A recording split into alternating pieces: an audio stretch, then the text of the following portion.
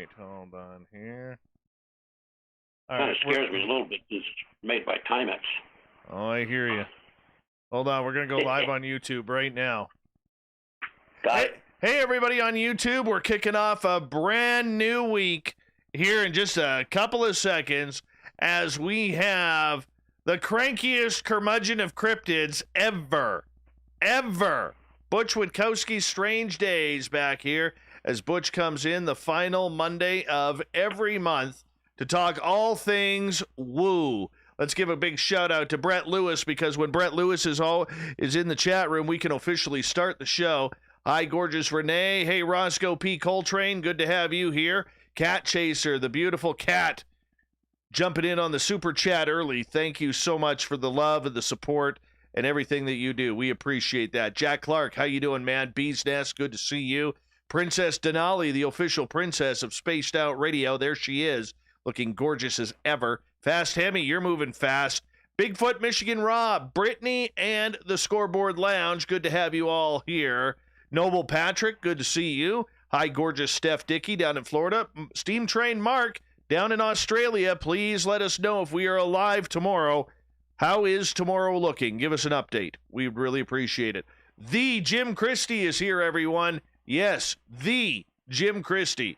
Worsley, how you doing? It's the gorgeous and talented Larry Schulte. There he is. Lord of Land, good to have you here. Big Rob, Scotty, thank you for coming on in. Who else we got here? Opa de Greco, how you doing? Gorgeous Tina, thanks for coming in. Farmer Robert, how you doing? Hi, Rich Hilke. Hi, Alan. Hey, Hector, how you doing, man? Thanks for coming on in. McGolan, good to have you here, my friend. Been a while. And Middle Child, thanks for coming on in. Hey, Millennium, what is happening, people? Yes, the lovely and talented Butch Witkowski. He's put his makeup on and his beard oil all over his mustache, everyone. It's looking gorgeous. I know, Butch. I know. It just slips out sometimes. All right. Hi, Fapster. Hey, BBD Warrior. How you doing? Thank you for coming on in. Bam to Bama. And boom as well. All right. Northern UFOs, good to see you here. We got about, let's see here, just under 3 minutes, Butch. Okay. Yeah. You feeling some extra crank tonight or what? Always. Yeah. That's good. That's good. Crankier the better. I got to stir it up with you. Oh, I love it. I love it. All right. Hey, Nate Foot, how you doing? Burrito, thanks for making me hungry. I had 2 soft burritos for dinner tonight. No, they weren't Taco Bell. They are homemade, and they were just damn good. Great Lakes, good to have you back. United Public Radio. Hey, there's Joe Montaldo and his beautiful hair. Yes, he has some of the best hair in public radio, Joe Montaldo. Yes, he washes and rinses, then rewashes, then conditions, then washes and rinses again. That's how he works it. Helena, you are looking divine tonight. Go 66. Thanks for coming on in, buddy. Oh, Fapster says, hide your wives and daughters when Butch is all greased up with the stash and beard.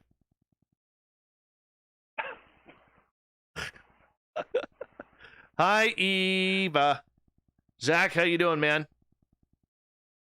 Hey, Corey Foot, good to have you here, man.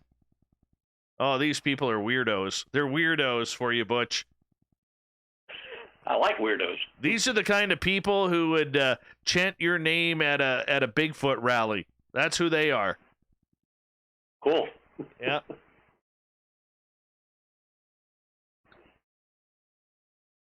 They're wearing their Mbugga hats. Mbugga. Make Butch great again.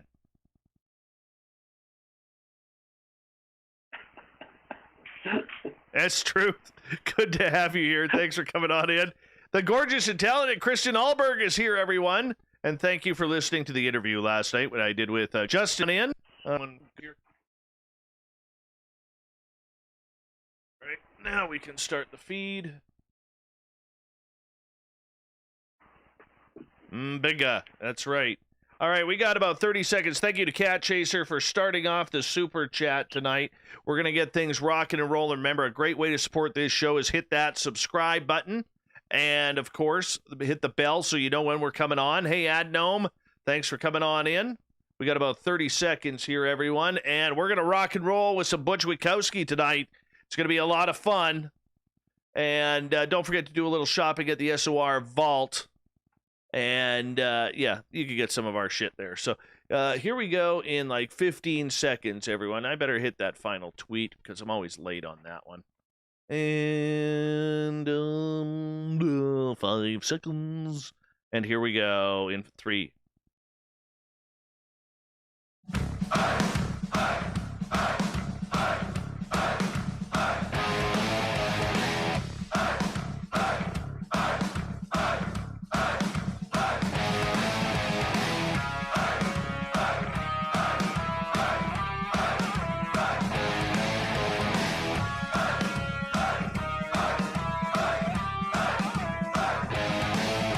From the mountains of central British Columbia to you listening around the world, this, my friends, is Spaced Out Radio.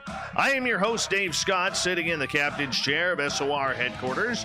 We welcome you to tonight's show on our terrestrial affiliates around North America and digitally on TalkStream Live and Revolution Radio.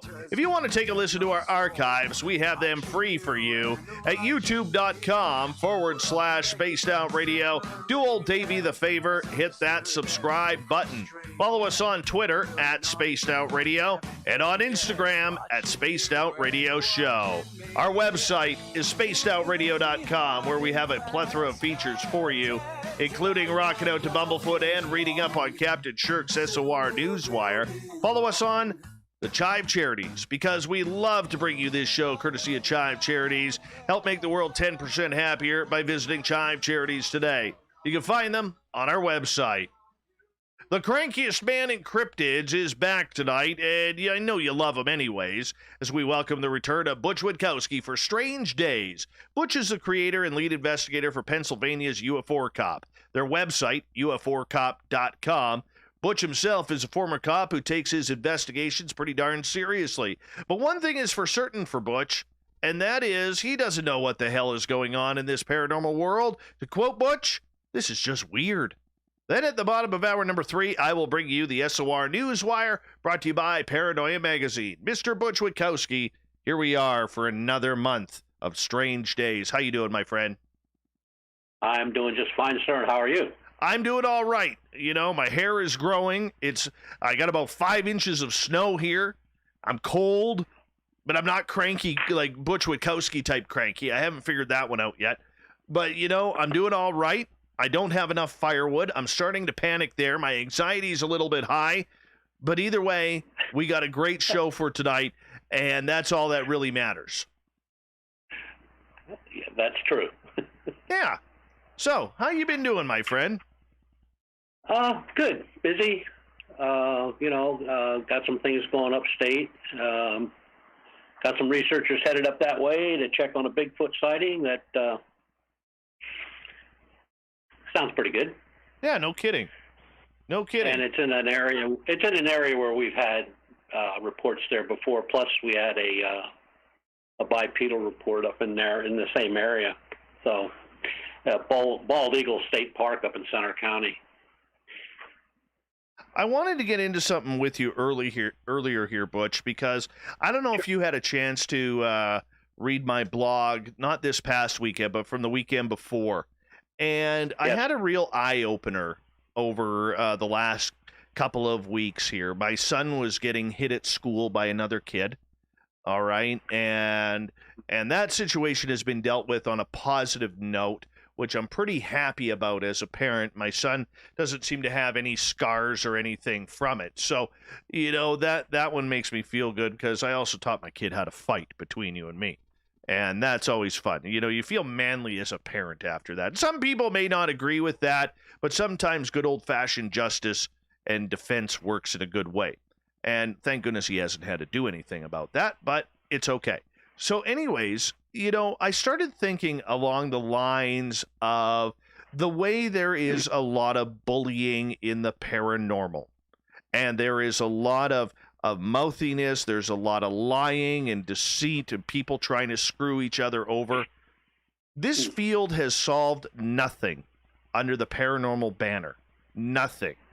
Why are we like this in this field? Well, it all goes back to fortune and glory. That's number one. But, you know, if you got a TV and you got a video camera, you're a ghost hunter, you know. If you have a pair of binoculars and you find an open field on a clear night, all of a sudden you're a ufologist. You read one or two cryptid books, or you watch Bigfoot on TV, and one of the shows, Finding Bigfoot or something like that, and all of a sudden, you know, you're a Bigfoot researcher. And if people step in your way, or they think they can cut into reports or information that that particular group or person is giving out, well, then that strikes a chord. That means we got competition, and they'll do whatever they have to do to get rid of the competition. Fortunately, a lot of that has died down over the years, over the last, I'm going to say 3 or 4, because people just started calling. At one point, people didn't say a word. They just went on with their business. But just in the 3 or 4 past years, I would say that they've been getting called out a lot, and you know, their claims have been debunked, or you know, their phony pictures or their CGIs and stuff like that. They've gotten pretty well hammered. I think it's turning in a positive route that way, because the researchers are out there, the good people I'm talking about, the real researchers, the investigators, even the people that, you know, they're not out there doing it all the time or every day like some of us are, but, you know, they have an interest in it and they're looking into it, and, you know, they take those occasional trips wherever they got to go to see what they're looking for. It seems like the whole paranormal field, that includes it all, Bigfoot, cryptozoology, ufology, has run its course, where people that are out there, you know, doing their thing, and the real researchers that are out there doing their thing, pay no attention to them anymore. They don't bother with them. They just, I think when they started going back, you know, going back against these folks and certain groups, that it just caused more issues, more problems, because then it was like you said this, you did that, you didn't do this, you did, you know what I mean? It just went back and forth. I mean, and not only against other groups and stuff, they used to war like that within their own groups, you know, and I think a lot of that has gone away. People are saying, you know, there used to be such a conglomerate of groups in Pennsylvania, and I'll speak only for Pennsylvania. I mean, we had something like 640 paranormal groups, and that was in the state and in states around Pennsylvania that investigated in Pennsylvania, and they were all at war with each other. I've watched many good friendships turn to crap instantly. I watched a lot of good researchers just quit, pack it in, done. And I always felt bad about that, because some of them were really good at what they did, whether it was cryptozoology or paranormal or the ufology. But it's that old story, man. You know, you reap what you sow. And for a long time, many years, that sowing was going on like crazy. And it just eventually came back to bite him in the butt. Right. And you know, Butch, I know that for you yourself, you have been a part of this too, because I mean, I know that I've had people come up to me and say, you know, accuse you of never being a police officer or a faking investigator and all of this kind of crap. And people were like, you know, even to this day, the odd time, and I never bring it up to you, but the odd time I get people coming up, you know, Butch Witkowski used to fake his way as being a police officer. And then my retort to that is always the same. And that is, oh, so the local newspaper article of him being in the paper with two other fellow officers in uniform is fake? Right? Yeah. So yeah, well, but look, it's not only happened to me; it's happened to a lot of people. There was a researcher I met years ago, really a nice guy. I mean, one of those guys, kind of like me, kind of cranky, kind of a pain in the ass, but you would have loved the guy. And he was a crypto guy, and he was really hard at it. And he sent me an email. This goes back 2007, maybe. And he sent me an email, and somebody accused him online of being a rapist. Yeah. And, it struck him that hard that that was it. He was done. He couldn't afford a lawyer to fight it. He didn't know where it was coming from or who it was. Eventually he did find out, though. But I've seen that happen many times. I've seen it happen with radio show hosts. I've seen it happen with investigators, researchers, witnesses. I've seen it happen to witnesses. Right. So, I just treat it what it is, and it's just pure BS. It's just somebody trying to advance their. Where do you think this anger and this hate comes from in the field? Is it the fact that you're being invited to to speak at more conferences or radio shows or YouTube programs than the other person? Where do you think this all resides? Well, it's all jealousy. I mean, like I said before, they're jealous within their own groups. You have somebody that's heading up a group, and they're pretty knowledgeable, and hypothetically, they know what they're doing and all that stuff. And then you got a newcomer that comes in and sees an opening where, he can sow enough bad news and enough background on somebody to just pretty much destroy them or get them out of the group, and then they want to take over, which happens quite a bit. But it's just jealousy. I mean, but like I said, I have seen that that's decreasing over the last 4 years. That's decreased a lot.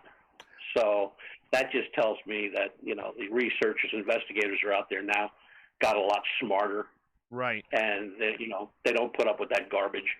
The one radio host I dealt with back in, he was in Southern California, 2008, 2009, a really good guy, good radio guy, good questions, good answers, good audience. And I don't even remember what they brought up against him, and the radio station fired him.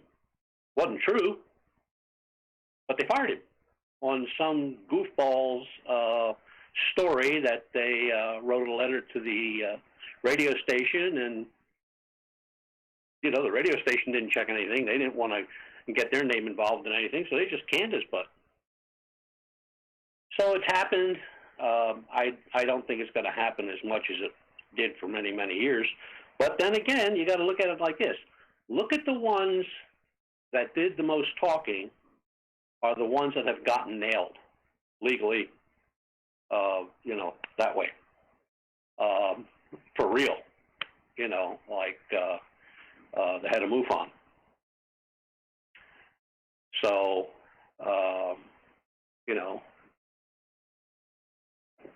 what goes around comes around. But there's a lot of good people out there. There's a lot of good radio stations, a lot of good hosts, a lot of good people, a lot of good information. We've been busy. I'm just having a ball. I never paid much attention. I never paid much attention to it to begin with, but I'm just having a good time. But you also have to have big shoulders too, because when you're a policeman, you get called a lot of names, and after a while, that just kind of runs off like a water on a duck back. So that never really bothered me. And besides that, when that crap first started, I got an attorney real quick and just started documenting everything. And when that got out and a couple of people got noticed, that kind of started to go away real quick. Because I don't care. I got to sue somebody for crap, I'll sue them. Don't make any difference to me. So, and my attorney was a state attorney, so he's a good guy. But irregardless, we'll always have that crap, Dave, one way or the other. But it just seems like the less you pay attention to them, the faster they go away. Very true. Very true. But, I mean, there is a hardcore faction out there that is willing to do and say anything. I mean, don't forget, for the most of your time as an investigator, you didn't have to deal with social media. And social media has, especially with a lot of the vitriol people are throwing out there, because they can hide behind, aliases and everything like that. I mean, I know a good friend of this show, Rich Giordano, about a year ago, he was saying something against the To the Stars Academy, and one of their Twitter supporters actually tried to make a comment that Rich was a pedophile on air. I saw that. And Rich immediately went over to his cousin, who happens, I believe, to be a member of the FBI, and said, "Look, dude, I'm pointing this out, that this is going on," and thankfully it disappeared because a lot of people got to that person. We found out who it was. I'm going to keep that quiet, but we found out who it was, and it was real easy that remark was removed within 2 hours of when we called it out. But that's the way people are these days. They don't want to argue. They want to go straight for slit in the throat. Well, and a lot of times, when I say jealousy, it's like one of the things that it gets them started real quick is like they've been investigating something for a number of years and they've gotten nowhere. They can't get any information, or the information they got is no good, or it's just a bummed out case. And then they get on the internet, or they see it in a group somewhere, someplace where that particular group was investigating something very similar, and they got the answer, and they got some evidence and all this stuff, and it just pees them off. And then they go after them, like, oh, they stole my information, and this and that, and this guy that, and this girl that, and I just got away from it. I don't care. Let them do what they got to do, but we keep track of them. That is true. That is true, and eventually they phase themselves out with their own attitude. But, Butch, with so many people investigating these fields, okay, thousands upon thousands in the United States alone, and, and a couple thousand more up here in Canada where I am, all right? Mm-hmm. Is there room for ego when there's no answers to what we're even looking at? Ego shouldn't even enter into this.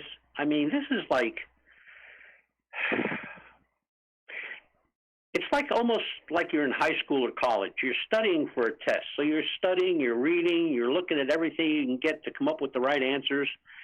And you put your heart and soul and your pocket into it, and sometimes you get results and sometimes you don't get results. And a good investigator just goes like, okay, well, that's that. I either close it or I keep it open and check it later, or go back to it a year from now, or go meet that witness, or go photograph that area, or go do what I got to do. And then you have the other ones that just, it sours them. They get an attitude like, how dare that group find out what I was doing? They were probably spying on me, even though they were in another state or something like that. They come up with all kinds of concoctions. But I always tell people when they come up with stuff like that, I said, don't worry about what they say about you. Just do your thing. Do what you do best. If they want to, be like that, tell them to get into politics. Those people get paid to do it. Very true. Very true. And I understand that, but how do you change the atmosphere? How do you change the idea that there are people out there that are literally trying to sue other paranormal teams because, heaven forbid, if they went on a location that has a contract with only one paranormal team? Well, I've never run into that situation, but I've heard of those contract deals where somebody gets contracted they'll rent a place or however they do it. I've never been in that situation, but look, I just tell people, do what you do best. If you're an investigator or a researcher, do it. Do your thing. Don't worry about what other people say.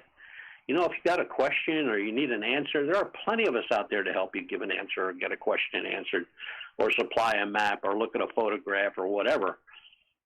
Or listen to a voice recording and match it up with our stuff. I mean, there's so many people out there that can really help. And, there's a lot of them. And even if somebody asked me something and I couldn't get it, I probably know somebody that could help them out. And I have no qualms about doing anything like that. Where other people, I've heard it from other groups where, they called somebody to find out something, some information, maybe in their area, had nothing to do with any of their investigation, but just something was going to take place in their area, and they were going to be there to investigate it or research background on it. And they got tore all the crap, man. People went nuts, like they owed them money. I'm like, wow. So, but we've never had that issue because we always helped whoever we could. I mean, a couple little things that you've sent me over time. I've looked at them. I gave you my opinion. Some are kind of strange, and some are, what they are.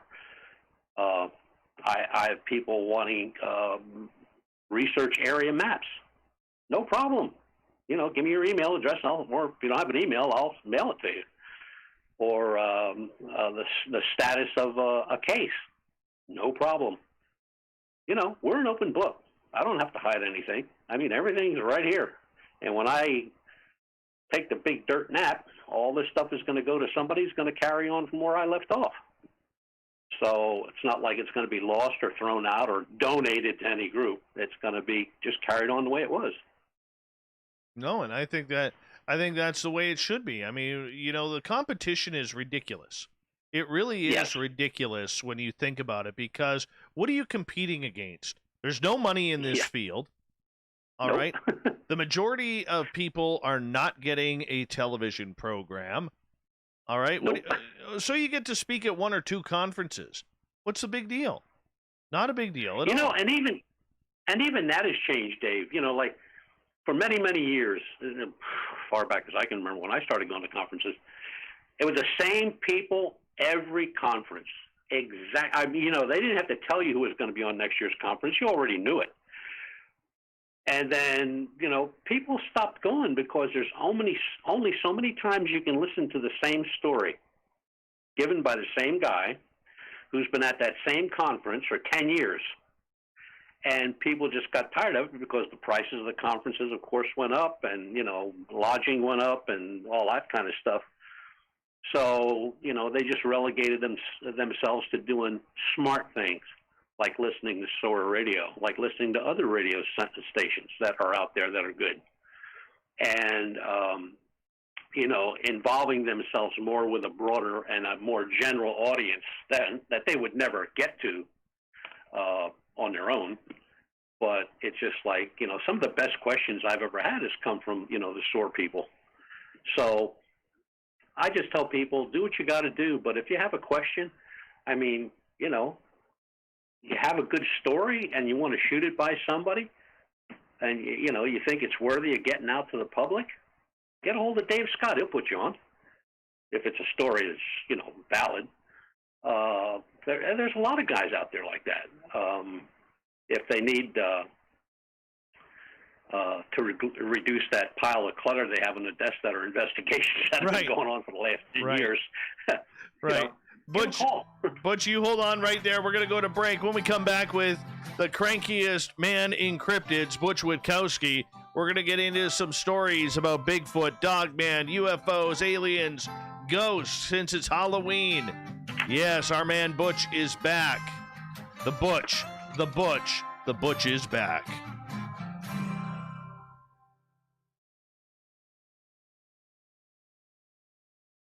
I think that's still my favorite. The Butch is back. You're a sick man. Hey, blame Elton John, man. Blame Elton John. Okay.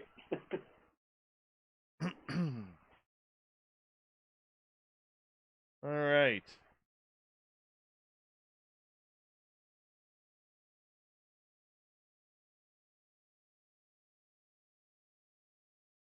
People want Dogman stories, Butch. I see him winding up. Derek on Twitter wants some woo. He's looking at you to deliver. We've got a few of those. Perfect. Perfect.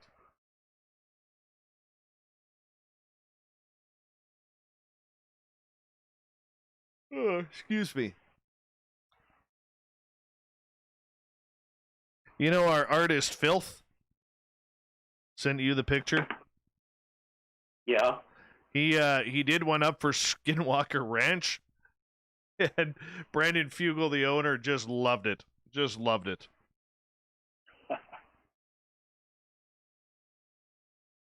I think I have two of his hanging in my library.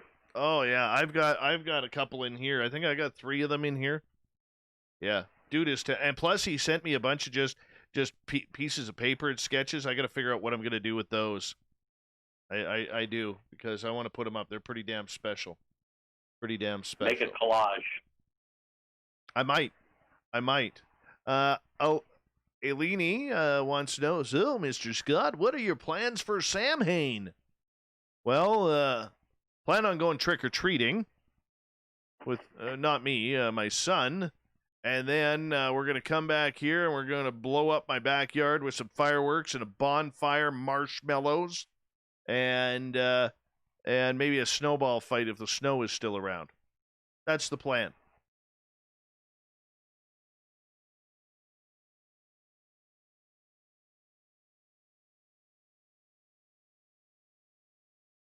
Corn's the booking guy, wants to talk Halo armor, Halo armor stories, Dogman and Halo armor.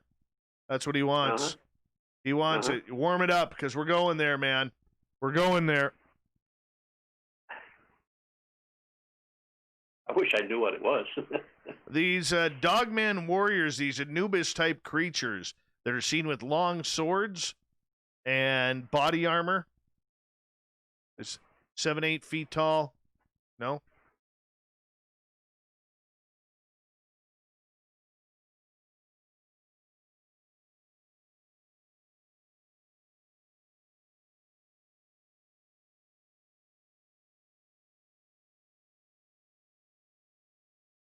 No?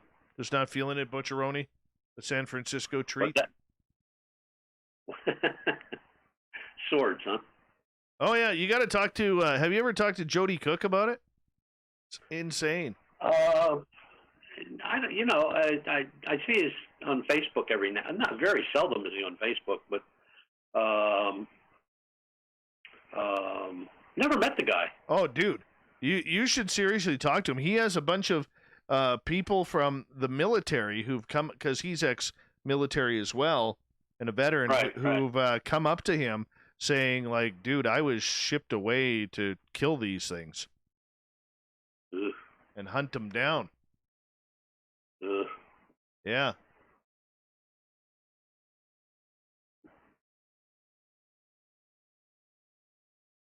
I kind of think I'll stick with the ones that are unarmed,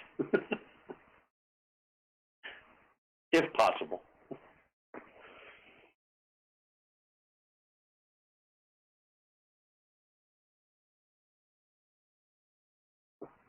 Hi, Ahmad. I know you can hear me.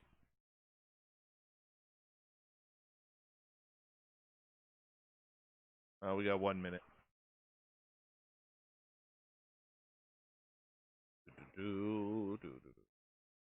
How do I get there?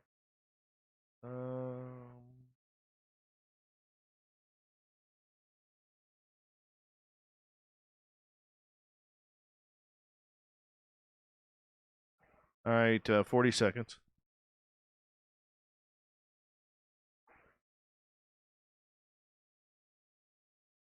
$30 seconds. Thank you to Fapster and Cat Chaser for kicking off the super chat. Got 116 people in our YouTube chat, a bunch listening in on Revolution Radio. Twitter's hopping. And my beard is looking good. Thanks to Mighty Moose Beard Oil, mightymoosebeard.com. And support us by shopping at the SOR Vault on our website. Here we go.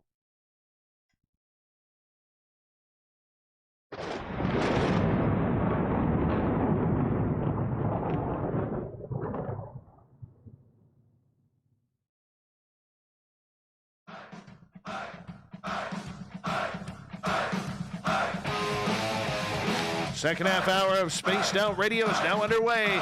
I'm the guy behind the microphone, Dave Scott. Thank you so much for taking the time to join us tonight.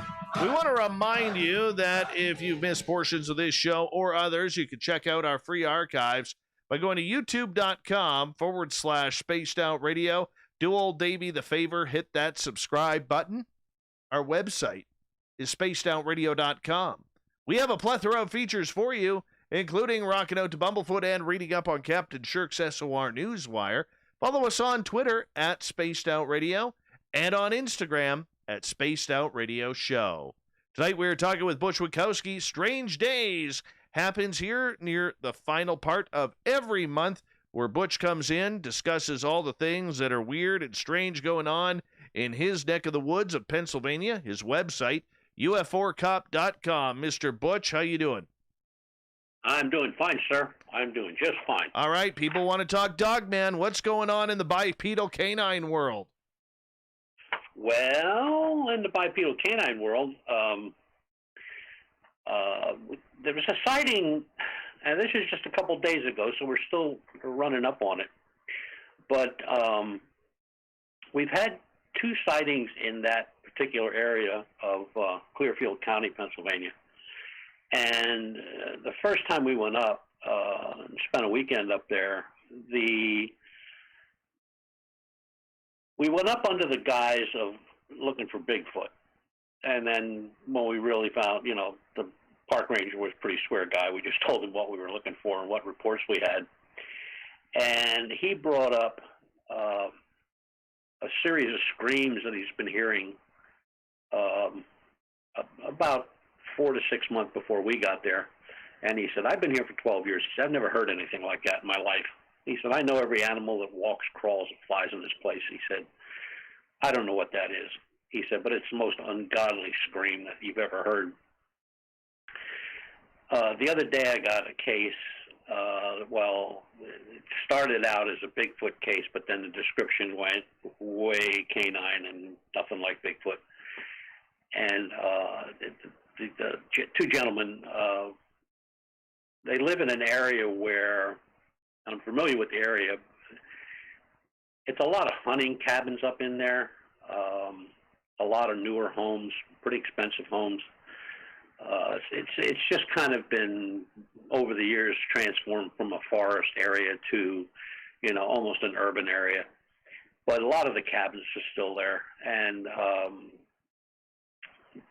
the one gentleman said that, he goes out on the front porch of the cabin and his buddy will come out. They just sit there and smoke and drink coffee and whatever. And they heard something coming through the woods, which he thought could have been a bear because it's an area that does have not a lot of black bear, but they do have black bear.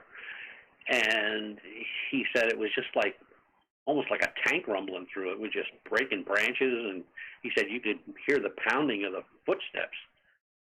And so they got a flashlight, walked out to the end of the property line, and started looking around. And they got a glimpse of a bipedal. Their description was a good 8 to 10 foot tall, or the same description we get on all of them. Large wolf head, glowing yellow eyes, massive chest, thin-waisted, hawk legs like a dog, arms with hands, claws, the whole 9 yards. And he said it stopped and looked at him. And now, ones that we've had in the past that are on the move don't stop. They just keep going. This one stopped and looked at him. They turned around to, boogie back to the cabin, which was not far away, maybe 50 yards. And he said they turned back after a couple steps, and it was gone. And all they saw in the woods was a very pale, the one guy described it as a yellowish, whitish, in between color, very light yellow, light flash. Now, these light flashes drive me crazy because we have them now and we've had them in Bigfoot cases where there's a flash of light in the Bigfoot scene, there's a flash of light and the Bigfoot's gone, or there's a flash of light and there's a bipedal scene, or there's a flash of light and the bipedal standing there in the light. Almost like a halo around the creature. We have a lot of folks say, well, they're interdimensional. Well, I mean, these things have been seen eating roadkill. Why would an interdimensional being eat roadkill? Why would it need to even eat? You know what I mean? That doesn't make sense to me. So, these, of course, they're scared witless. And not too far away in Center County, we have a Bigfoot report, and guys staying in a cabin. A lot of guys are staying in cabins now because they're getting ready for hunting season. And with the COVID and everything like that, there's really not much they can do anyway. But there again, the guy went outside to just relieve himself. And because they don't have a bathroom or running water or anything like that. They have an outhouse, which got destroyed last year. He said, we have no idea what destroyed it, but something just ripped it apart. And he described an 8-foot-tall, ape-like creature with a cone head, conical head. He said what amazed him the most was, with its size, that the spread between the shoulders was at least 4 foot. And he said it was on the run. He said it just tore through the woods like there was no woods there. So it did cross a creek, and there are footprints at the creek. Now, I don't know if he protected those footprints. I had asked him if he had cast the prints, and he said no. But they would see what they could do. So I don't know what that is. But we have 2 investigators on their way up there. They'll be up there this week, and see what turns out with that. But that Bald Eagle State Park, that's a strange place. I mean, there are Bigfoot reports, bipedal reports, strange things walking around the woods, slender man, shadow people. It's just a goofy place. And it's a beautiful park. I mean, it's really pretty. But I don't know. That, and, we just got another case the other day where a couple gentlemen out in the Southwest were sitting around at one gentleman's house just discussing the indigenous beliefs in skinwalker. And, the beliefs of the Navajo, the Paiute, and Cherokee, everybody, just how they differ, or what they're supposed to look like. This and he said it was just a friendly conversation. They're not investigators or anything like that. It was just something somebody read somewhere, and they just started talking about it and shooting the bull. And they heard walking outside the window, and they opened the blind, the drapes, and there was nothing there. But then they heard it walking along the house and behind the house, because he said it's just gravel. He said, we don't have any grass or anything like that. So they went out and started looking around. They didn't see anything, nothing like that. And come morning, they went out again, and they looked down, and there were dog prints, large dog prints, below the window. That they opened the drapes on, and all the way around the house. Plus, what they thought was some critter scratching at the back porch area. Turned out to be those scratches were pretty deep and pretty wide. So right now, I guess they're talking to some indigenous out in that area. Could they have conjured up a skinwalker? Now, in indigenous terms, with their beliefs, I mean, if you mention a skinwalker, you're going to get a visit. So that's why they're not spoken about, because of the ramifications. in their lore that, if you bring forth a skinwalker, you'll pay for it. So they're going to let us know how they made out. They're going to, I guess they're over there tomorrow, Tuesday, or today rather. They're going over to the local tribe to see what they can find, if it's possible that white men can conjure up a skinwalker.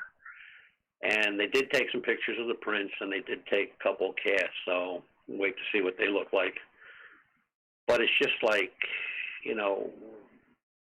these things come in batches, and I've never heard of anybody other than the indigenous talk about skinwalkers. I mean, like white people describing skinwalkers or anything like that. But hey, it is what it is. We don't know what they are. We have no clue. We don't know any more about these things than we do about Bigfoot, or for that matter, UFOs. No, and we don't. But when it comes to this Dogman creature, whether it's the bipedal canines or whether it's the Dogman that are being seen in Ohio to Wisconsin, I mean, this is something that has just never really been identified as something that people want to mess with. It's always been giving off these fearful thoughts, like you have stated on this show numerous times. If hunters raise a gun to it, they immediately almost get this telepathic message in their head stating, I wouldn't do that if I were you. It's going to get real bad. Exactly. I mean, this is where, we talk about woo on this show, but how do you not take the message from the woo when you're about to face off against a Dogman? Yeah. Well, I mean, there's so much we know from investigations and on-site and eyes-on reports. We have that. I mean, that they stand at the edge of the woods. Usually, they're not seen, or they're watching you. They're in the tree lines, or they're standing in dense bush or whatever. They don't take your eyes off you. Everybody says the same thing. But we have not to date. I mean, we've gotten an impression or two, but they're impressions, they're not prints. And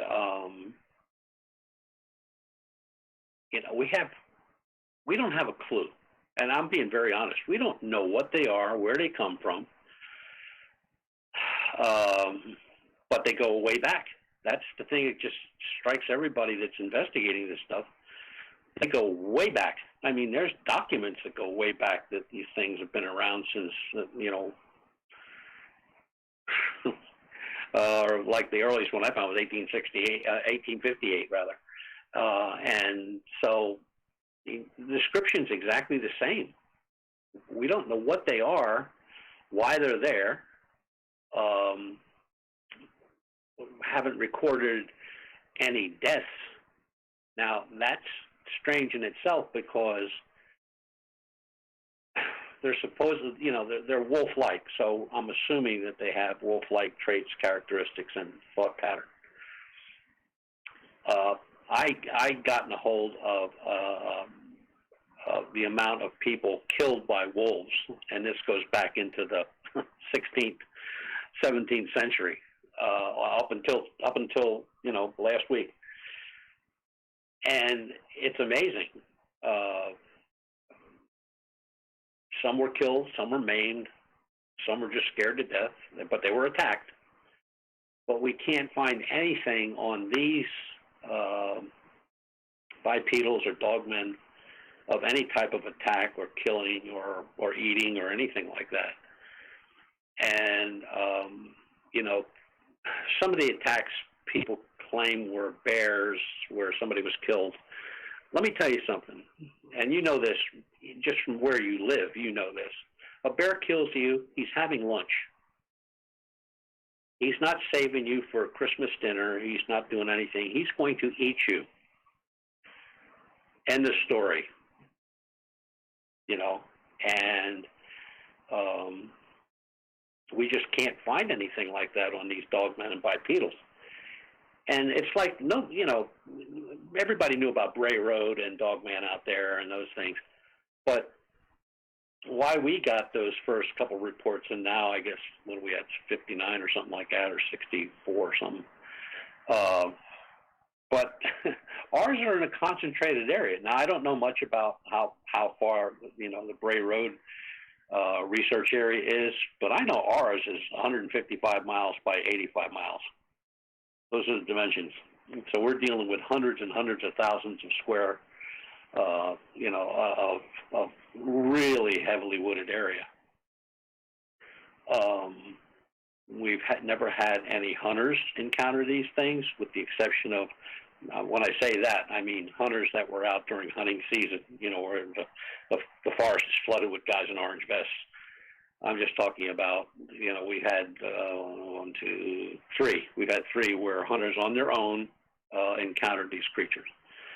But you would think, with all the hunters in Pennsylvania that are out, that, the reports would be piled up on my desk, but they're not. The Bigfoot sightings have picked up in the state, some out in the northwestern part of our state, and some in the mid center of our state, and a couple in the northern part of our state, northeast area. But they're few and far between. But they have picked up. And when I say that, if we had 2 last year, we got 4 now. So it's, could these guys have accidentally conjured up a skinwalker by talking about it? I don't know enough about the lore of the skinwalker. And when you try to dig into that, it's very generic, in the descriptions of skinwalker. There's nothing really where you had maybe a researcher or a group or something like that actually going out after that particular creature. Now, the Navajo police, they got many, many reports of skinwalkers. But again, they can't share them, so you don't know what the reports are. But the one that I did come across, though, was a gentleman who was drunk, basically. Didn't work, always drunk, and he was standing around the local whatever out there, 7-Eleven or something like that, loaded, telling people he's not afraid of, these skinwalkers and they're a joke and blah, blah, blah, shooting his mouth off. Always. And he disappeared. They found him on another reservation about 35 miles away, ripped to shreds and stuffed into a trash container. 2 months later. That's not very friendly. Not good hosting whatsoever. Well, I'm going to just take us to an update. Do you remember we talked about the North Carolina, the 77-year-old school teacher that was killed while walking her dogs back in February 2019? Yes. Okay. Well, till this date, they still have no idea what killed that woman. I mean, she was mauled, basically shredded, laying in a ditch. Her dogs stayed by her side. The dogs were tested. They tested about 14 other dogs in the area. All the DNA tests, no coyote, wolf, no hybrid offsprings, bear, anything like that. No cougar, no other predators on all the DNA they took. They have no idea what killed this woman. It's still an open case with the Sheriffs Department, but they have no idea. And that was just updated 2 weeks ago. Do you think it's cryptid? I think it is, yeah. With what creature?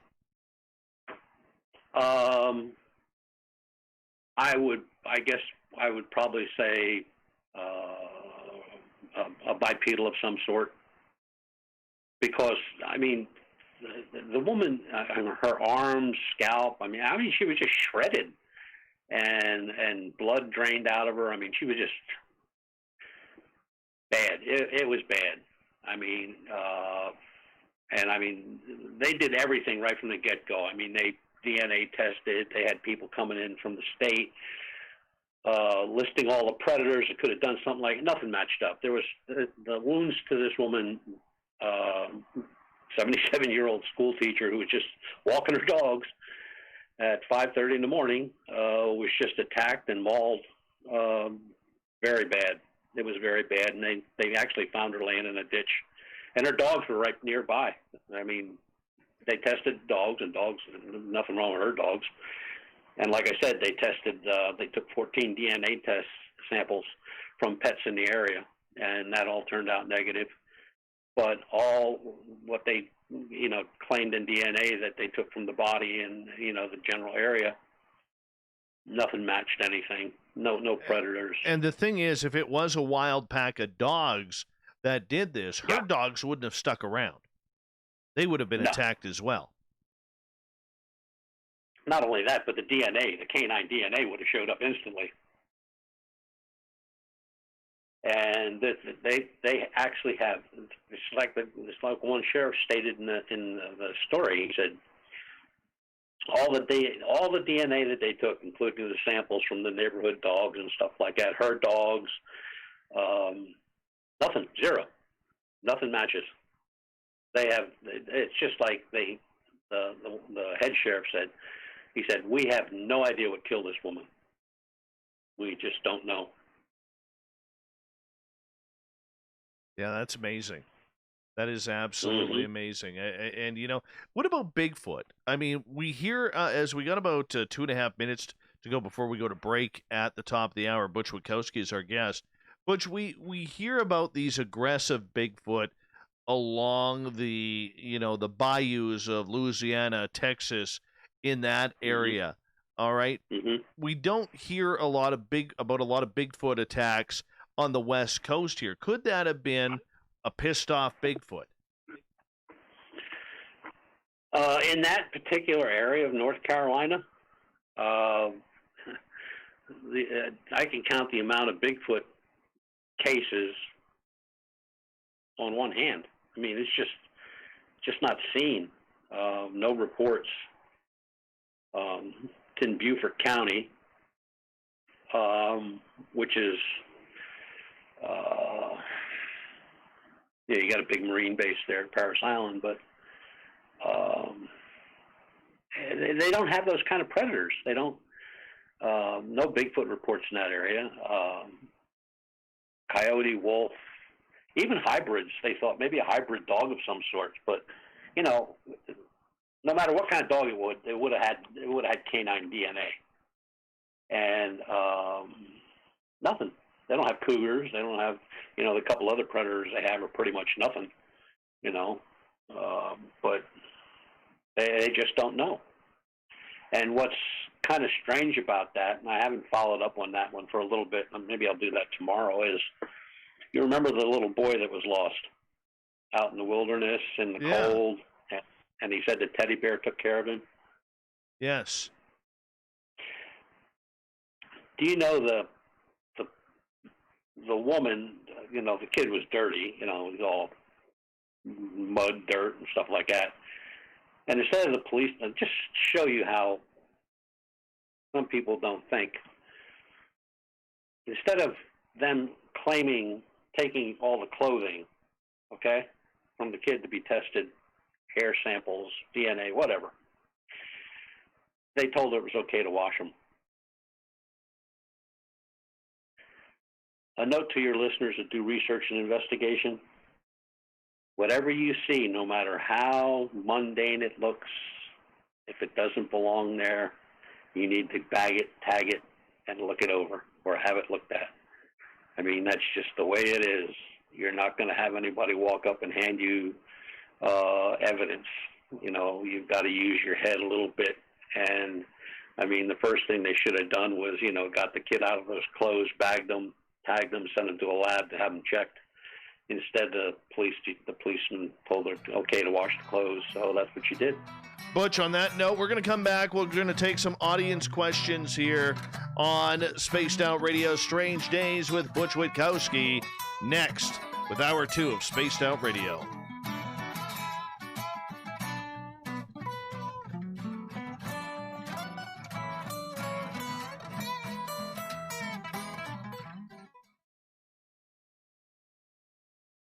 Give me a couple seconds here, Butch. Okay.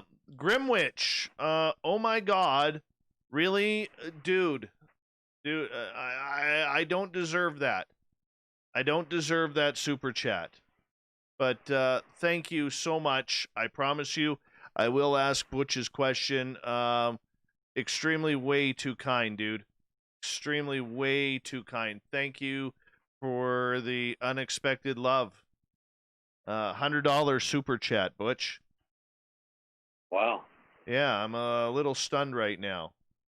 A little stunned. Wow. That one took the breath out of me. I don't deserve that. Wow. I don't even know what to say. I'll get to the rest of you. Butch, I'm going to run my dogs outside. I'll be right back, okay? Okay, yeah, I got to fill my tea glass. Okay. Be right back, guys. Hi there, this is the paranormal lawyer Michael W. Hall.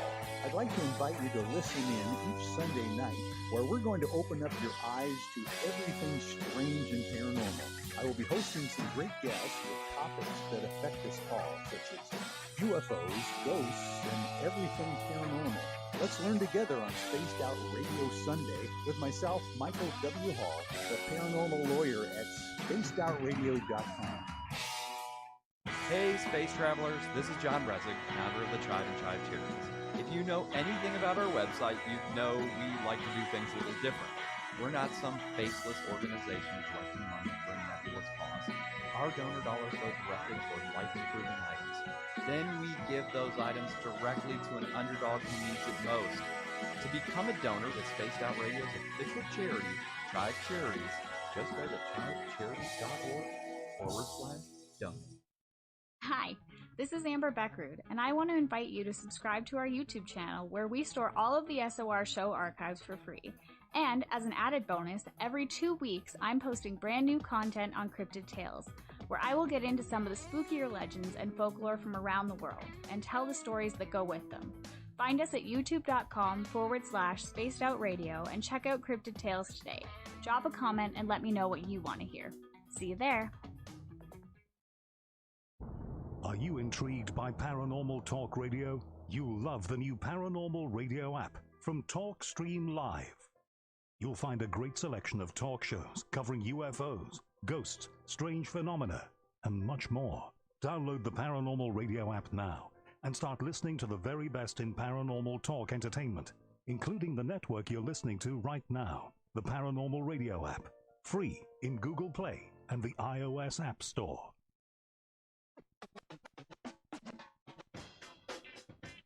The SOR Vault is open for business, and we have some cool swag for you to pick up. All you have to do is head over to our website and click on the SOR Vault. You have a variety of cool logos to choose from, and put them on anything you want. T-shirts, hoodies, hats, coffee mugs, you name it, we can get it to you.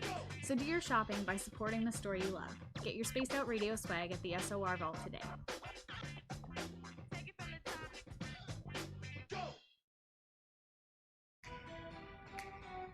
Are you an experiencer of something strange that can't be explained? Do you want help finding out what's going on? I'm Ryan Stacy, head of the Experiencer Support Association, otherwise known as TESSA. We've teamed up with Spaced Out Radio to investigate cases filled out in the SOR Sightlines report. We are independent and there's no cost to what we do. All we need is your experience. Let's find out what's happening together on the SOR Sightlines report. For the price of 1 cup of coffee a month, you can become an SOR Space Traveler. The Space Travelers Club is a place where you can interact with other listeners, either live during the show or on our great forum. We want your stories, pictures, comments, and ideas. You'll get live video streams, exclusive content, and be a part of our newsletter. Stay in touch with everything SOR. The Space Travelers Club is just $5 a month at spacedoutradio.com.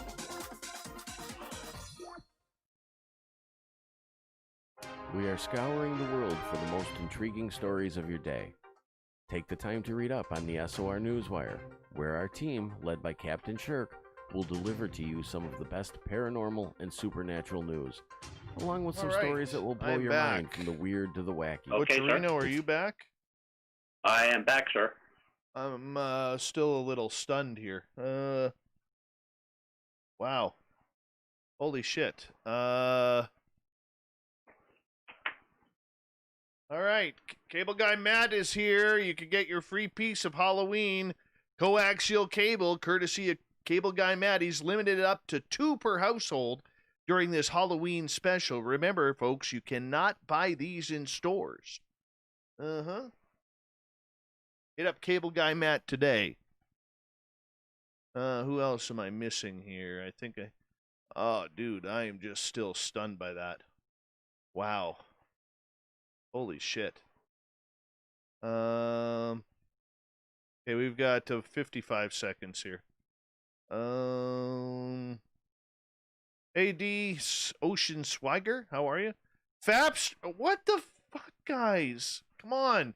I don't deserve that.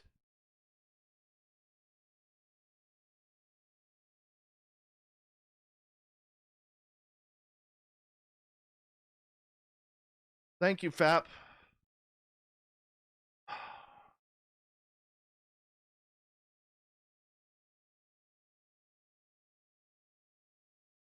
Hi, Thurston. How are you?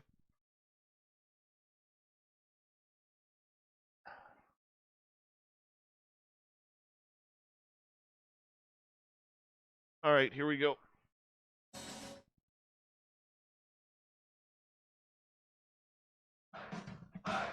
You are listening to Spaced Out Radio with Dave Scott. Follow Dave on Twitter at Spaced Out Radio and on Facebook, Spaced Out Radio Show. Hour number 2 of Spaced Out Radio is underway tonight. Thank you so much for joining us. I am your host, Dave Scott, sitting in the captain's chair of SOR headquarters. Thank you for taking the time to tune us in. We welcome back everyone listening in on our terrestrial affiliates around North America and digitally on TalkStream Live and Revolution Radio. Remember, you can check out all of our archives for free by going to youtube.com/Spaced Out Radio. Do me the favor, hit that subscribe button. The Desert Clam has set the password for tonight in the SOR Space Travelers Club. Macabre. Macabre is your password. Use it wisely, Space Travelers, as the Clam sets a password each and every night right here on Spaced Out Radio. Our website is spacedoutradio.com, where we have a plethora of features for you, including rocking out to Bumblefoot and reading up on Captain Shirk's SOR Newswire. Follow us on Twitter at Spaced Out Radio and on Instagram at Spaced Out Radio Show. Tonight we are talking with Butch Witkowski from Strange Days. He comes in near the end of each month to go over everything strange and weird, and this is more than just his mustache and goatee combination. His website is ufocop.com. Butch, welcome back.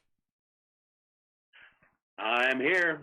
We're ready for questions. All right, let's get to some questions here from the audience. We're going to start off with Grimwitch here, who is asking, it says, love the show, Dave. Could you ask Butch if he knows of Dogman here in the foothills of North Carolina? I want to look into it. Yes, there have been, they're a couple years old. And when I say couple, I'm going to say 3, maybe 4 years old. A couple of them are up around the Brown Mountain area. So, I mean, that's a pretty rugged area. But I'm sure if you would just, if you would Google bipedal canine or Dogman in North Carolina, I'm sure those reports will pop up for you. All right, let's see where things are going here as we continue with the questions from the audience here. I'm a little rattled right now, Butch. I apologize about that. Okay. I got to scroll way up in the chat room to try and find this here. Let's see here. Any gnome reports from Corinth the booking guy? No. No, none. Good. What's the strangest cryptid report you've got this year? The strangest. Miniature Tyrannosaurus Rex. What? Yeah. It's kind of what I said. What?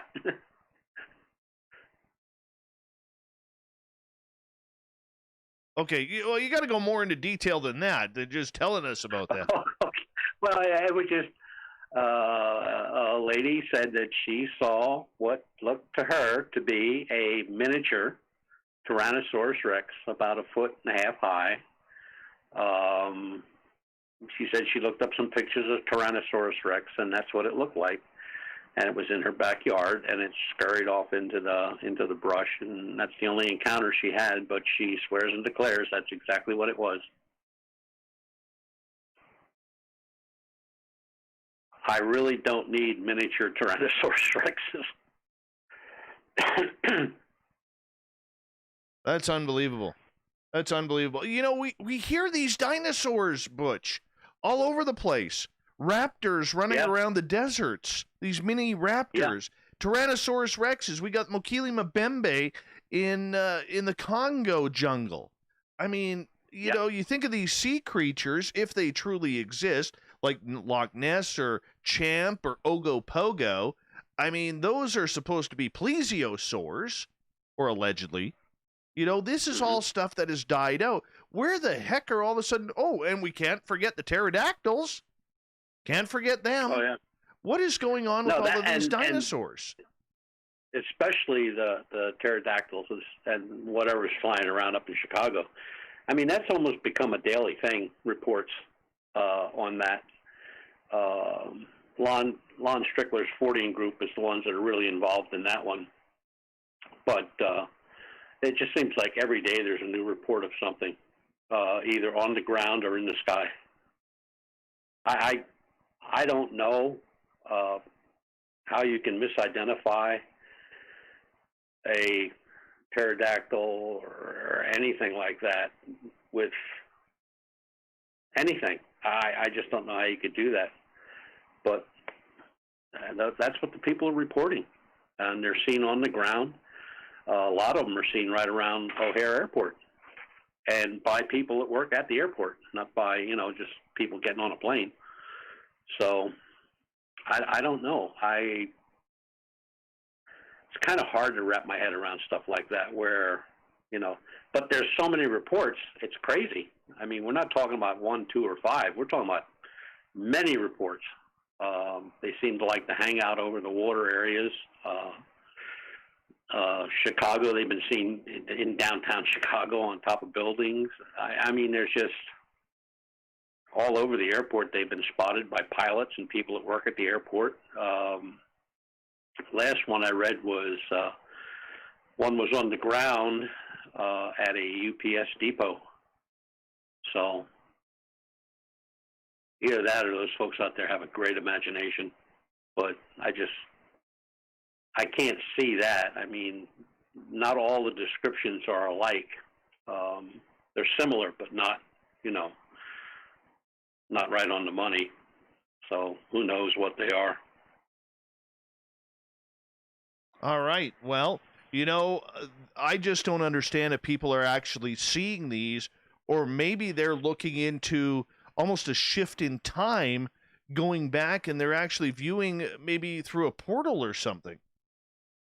That's been brought up a couple times.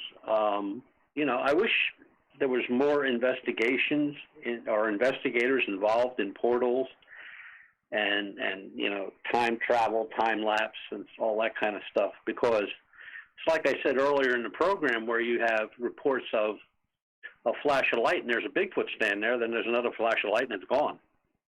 What's with the flash of light? What does that mean? Or something running through the woods that somebody's got an eyeball on, they're watching it, and all of a sudden there's a faded or light-colored yellow light, and boom, it disappears. I don't say that portals don't exist. I just think there's nobody really that has ever really gotten to delve into them to a great depth.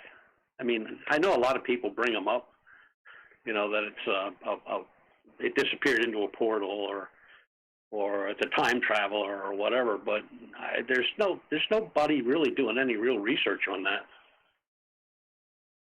I don't know. That's the big mystery for me, because I think a lot of these human disappearances are that. But let's move on here. Princess Denali is asking, Butch, if we have CE5 contact, wouldn't it be the same with Dogman or Bigfoot? Yeah, it could be, sure.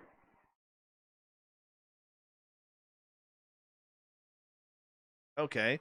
So do you believe that these creatures are telepathically communicating with humans? They could be, sure. Well, look at the guys that raise their rifle ready to shoot, and in their head they're told don't do it. It's not a voice. I mean, it's just something in their head, so it's telepathic.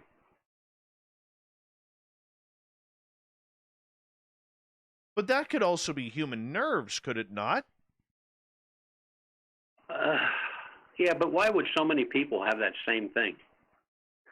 You know, it's just like, it's not like one or two people. I mean, even people that have encountered these bipedals where they're just being watched, and or like the lady that started screaming when she saw the one in the tree line. I mean, it stepped toward them, growling, which we never had anything like that.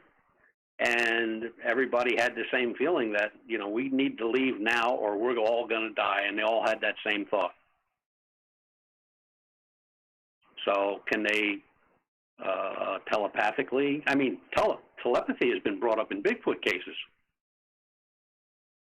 So is it possible? Well, anything's possible, I guess. But there just aren't any researchers out there that have designated that as their, you know, their primary investigation. And if anybody has never read the CE5 book, they need to read it. It's very interesting and it's very enlightening, and that's what it's called, CE5. All right, let's move on. Butch Witkowski is our guest tonight on Spaced Out Radio. Shar is asking whether or not all of these creatures, Bigfoot, Dogman, these dinosaurs, yes, they carry swords with them, dinosaurs are all interdimensional or maybe multidimensional. I'll throw that in. That could be. I mean, you know, there have been numerous reports. One sticks out in Ohio where, in my head, where two gentlemen were hunting. They were in open field hunting small game, and they saw this creature run out of the woods and run across the field. Their best description, I think, was Dogman was their best description. And they said it just, as it ran, it just disappeared. There have been cases out in western Pennsylvania where a Bigfoot type of creature was seen in a yard behind a home. And, you know, the folks inside went in, got a gun and came out, and they just watched it vanish. So, yeah. Interdimensional. And again, we have no researchers out there that are actually, I mean, it would take a lot to get into that. I mean, telepathy and interdimensional, and, you know, I don't know. I don't have an answer for it, but it's very possible that could be involved. There could be an involvement of that. Butch Witkowski is our guest tonight on Spaced Out Radio. Butch, you know, there's a lot of flap lately about whether or not, I guess the latest argument coming out since the UFO world has kind of calmed down due to the coming U.S. election. But now there's a lot of people talking about trying to bring all of this together under the paranormal umbrella. Now, this isn't different from anything we have talked about in the past, but are more and more people starting to investigate the fact that this could all be tied together? Yeah, that's true. And I'm one of them, where I think that whatever the connection is, there is a connection between what we call the paranormal and what we call ufology and what we call cryptozoology. I think somewhere along the line, somehow, they're all connected because, you know, you have reports over the years where there have been UFO landings or a UFO has been sighted and a Bigfoot's been sighted at the same time, or you have a paranormal group reports, a shadow being that had all the dimensions and the shape and size and outline of a dogman or a bipedal. So, could they all be connected? Yeah, because, when you just break apart what paranormal is, I mean, UFOs are paranormal. Cryptozoology is paranormal. Ghosts are paranormal. And then there's that whole gamut in between, like you're talking about sea creatures and, what do you classify those as? If they're in the water, they're cryptozoology. If they're on land, they could be paranormal. Or they could be, not of this planet. So I think the field is getting more interesting because people are asking more questions than they ever did. I mean, usually the questions on a radio show were, do you believe in UFOs? Oh, okay. Well, who's piloting them? Well, I don't know. Well, where'd they come from? I have no idea. And that was the end of it. But now people are asking more questions. They're looking at it from different angles. And it's just my opinion that I in some way, shape, or form, this is all connected somehow. I mean, it just has to be. I just can't see that, being that the classifications were done by many years ago, set by somebody who just did UFOs, and there's cryptozoology was set by somebody who was just looking for strange animals, and the paranormal was just set up by ghosts. Now, I mean, ghost organizations go back to the 17th, 16th, 17th, and 18th centuries where you had groups studying the paranormal in England. And as a matter of fact, the oldest UFO organization in the world is in England. So I think it's just, as time goes on and more people talk about it, more researchers talk about it, and there's more stuff being published about it, there's more radio shows like yours, things that were really never discussed to any great length are now being discussed, and people are asking questions just like this one, like, could they all be paranormal? Yeah, in my opinion, yeah. All right, let's move on, Butch, as we continue on with some questions here from our audience. And let's get to Eleni over in the United Kingdom. Beautiful Eleni, staying up or getting up early to listen to this show. She is asking, so what is the difference then between a Dogman and a Wendigo? Okay, well, a Wendigo, or skinwalker, usually took the shape of a animal of any type. So as long as it had the skin of that particular animal or a feather. If they had an eagle feather, they could become an eagle. If they had the skin of a chipmunk, they could become a chipmunk. If they had this, but most all the Wendigo sightings were wolves or some type of combination of wolf and other animal. But the difference between a Wendigo and the bipedal that we're talking about and investigating is that Wendigos are flesh eaters. They were eaters of the dead. And they hung around burial grounds, burial sites. They would dig up bodies. They would feed on, murder victims that they killed. And the Navajo especially give a great reverence to these Wendigo because of the power that they have. To become a Wendigo in indigenous lore, you have to kill a family member. So if you got a crazy Uncle Ed or something like that and you want to take him out, then you could qualify as a Wendigo because it's all black magic, it's all black art. It's the dark side of everything that the indigenous believe. All right, so let's vary this again. Wendigo and the skinwalker. Is there a difference?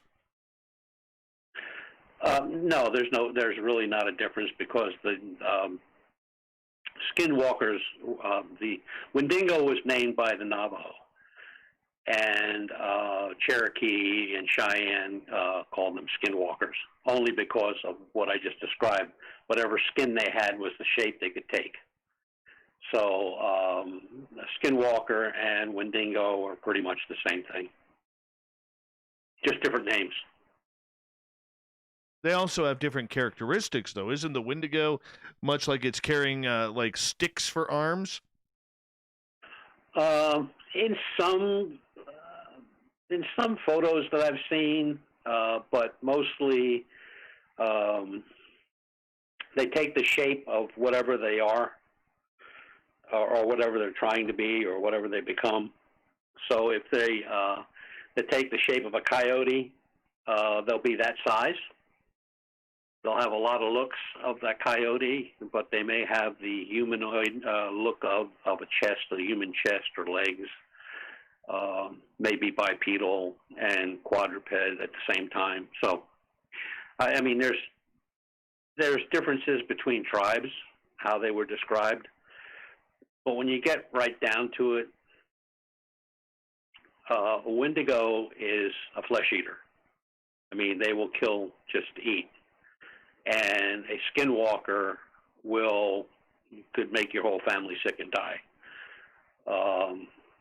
That, as far as I was concerned, that was always the only two differences I ever saw between them, where the Wendigo was a killer and the skinwalker was, and some tribes describe them as a prankster. Some tribes describe them as, a walking illness. But they can kill also, but they don't eat. They don't eat the victim, where the Wendigo will. And they have found bodies over time on reservations that were eaten, and not by animals. And that's another thing. It's just like to make a relation to that, where cattle mutilations are not. They're passed up by predators. A predator won't go near a cattle mute and just walk around it. They'll pass up a free meal, no problem. Same thing with a body of a Wendigo victim. Nothing will go near it. We have Butch Witkowski on Spaced Out Radio tonight, and we are taking some audience questions here as we continue on. With the Wendigo and the Skinwalker, I mean, we both know that it's dark arts. We both know that it is something that is supposed to be a medicine man or a shaman that's gone to the dark side or gone rogue or turned bad or whatever it may be. All right. But with that, is there curses that go along with that? That leads to what Worsley was kind of putting into the chat room here. Well, yeah, the curse, how can I explain this? The curse, as we would know as a curse, like somebody puts a curse or a hex on you, okay? Where with a shaman, the shaman creates the curse on himself. In other words, he does things that are only zeroed in on him to get him to a point where he makes that decision that he's going to kill a family member or whatever they have to do at that point, whichever one you're talking about, and do the change, make that change where, he has the ability to change from this to that anytime he wants. There are, for as much power as they say they have, or that the tribes say they have, there are ways that you can tell if you're encountered one or there's one close by. Butch, hold that thought right there. We're going to go to break here at the bottom of the hour. Butch Witkowski's Strange Days, continuing on Spaced Out Radio, his website, UFOcop.com. We'll be back with more of Cranky Old Butch right after this.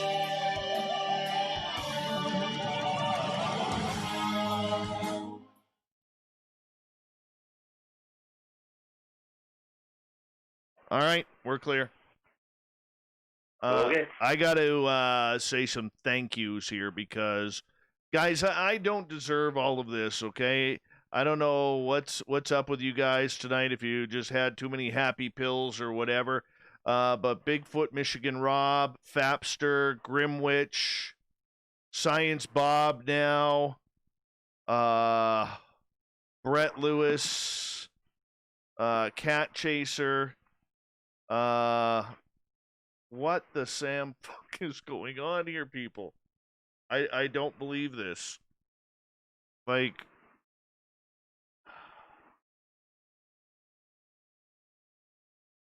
this is nuts. You guys have taken. I don't deserve this. Wow, this is a first.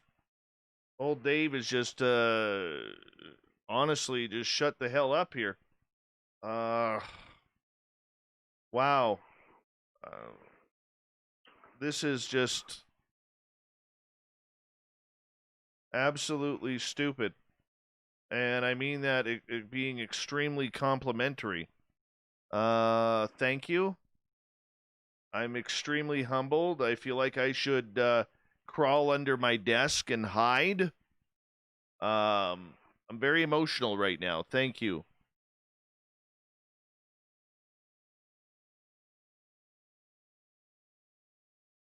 Very emotional right now.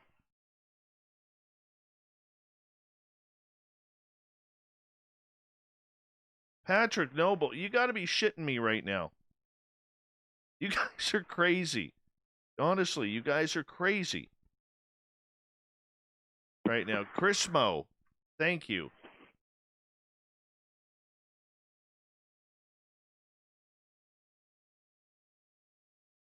This is nuts. This is absolutely nuts. You guys are... Wow.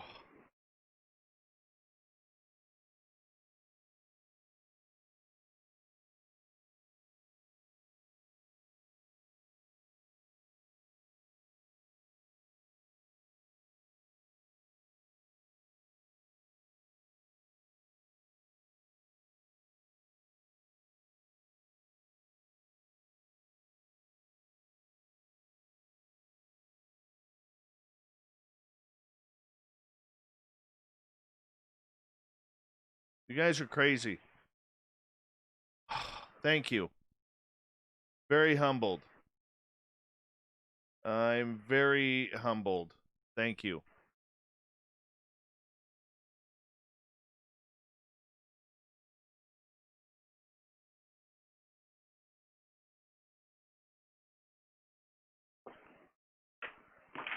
We have 2 minutes, Butch. Okay, sir.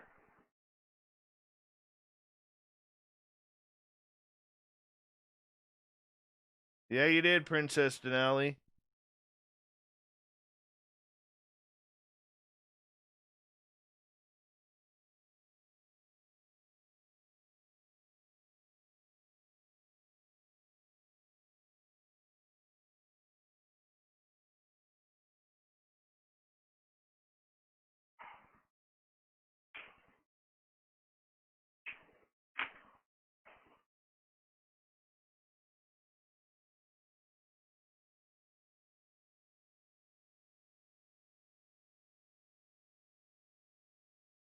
Oh, goodness.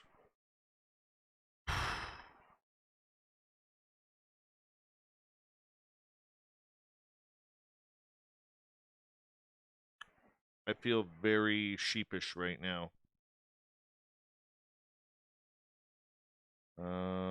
Very sheepish.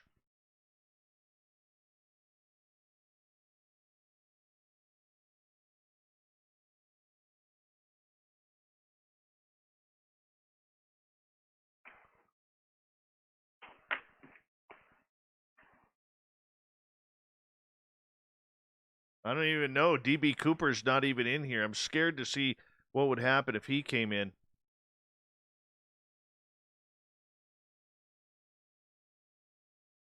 Honestly, people, thank you. I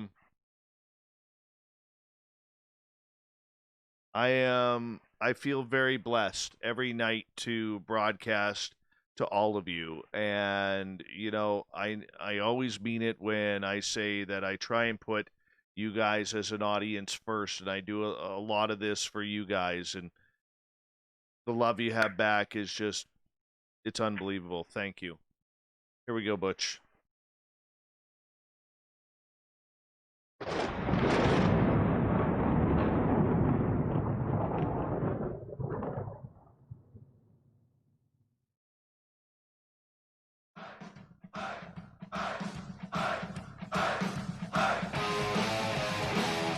We passed the halfway point of Spaced Out Radio tonight.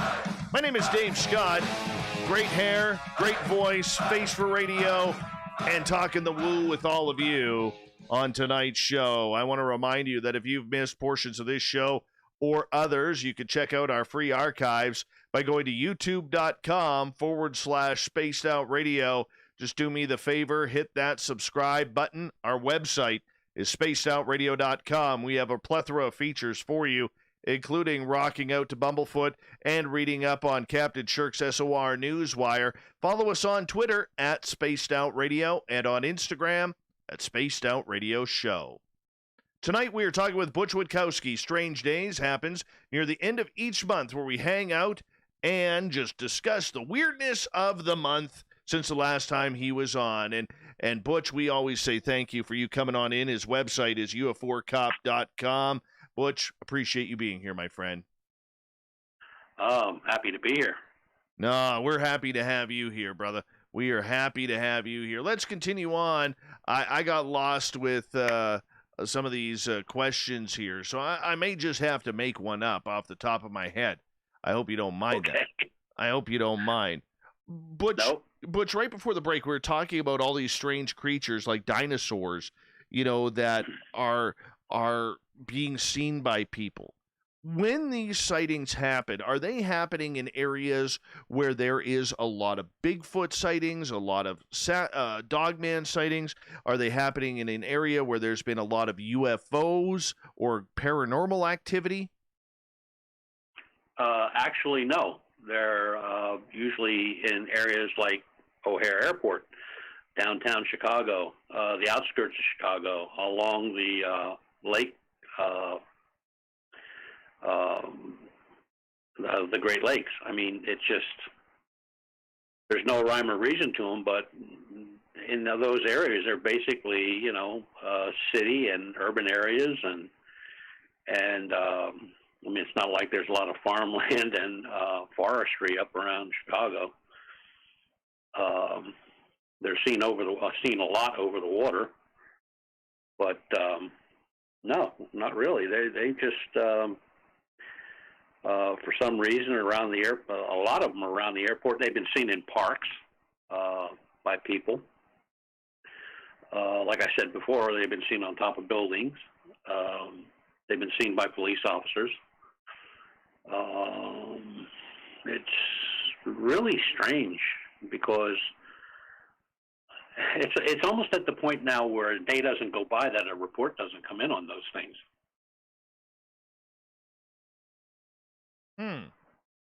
Okay. And they're multi-witness. I mean, it's just not like one person seeing these. There was the one case I remember early on where a busload of people visiting the wharf in Chicago, which is like eatery and gift shops and all that stuff, tourist trap. A whole busload of people saw these things flying, and kind of made me crazy because you get all these people who are tourists, right? Nobody took a picture.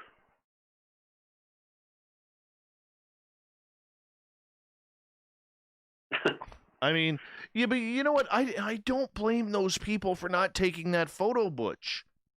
No, that happens a lot. I don't, because they're so caught off guard with what they are seeing, okay, that it's incredible.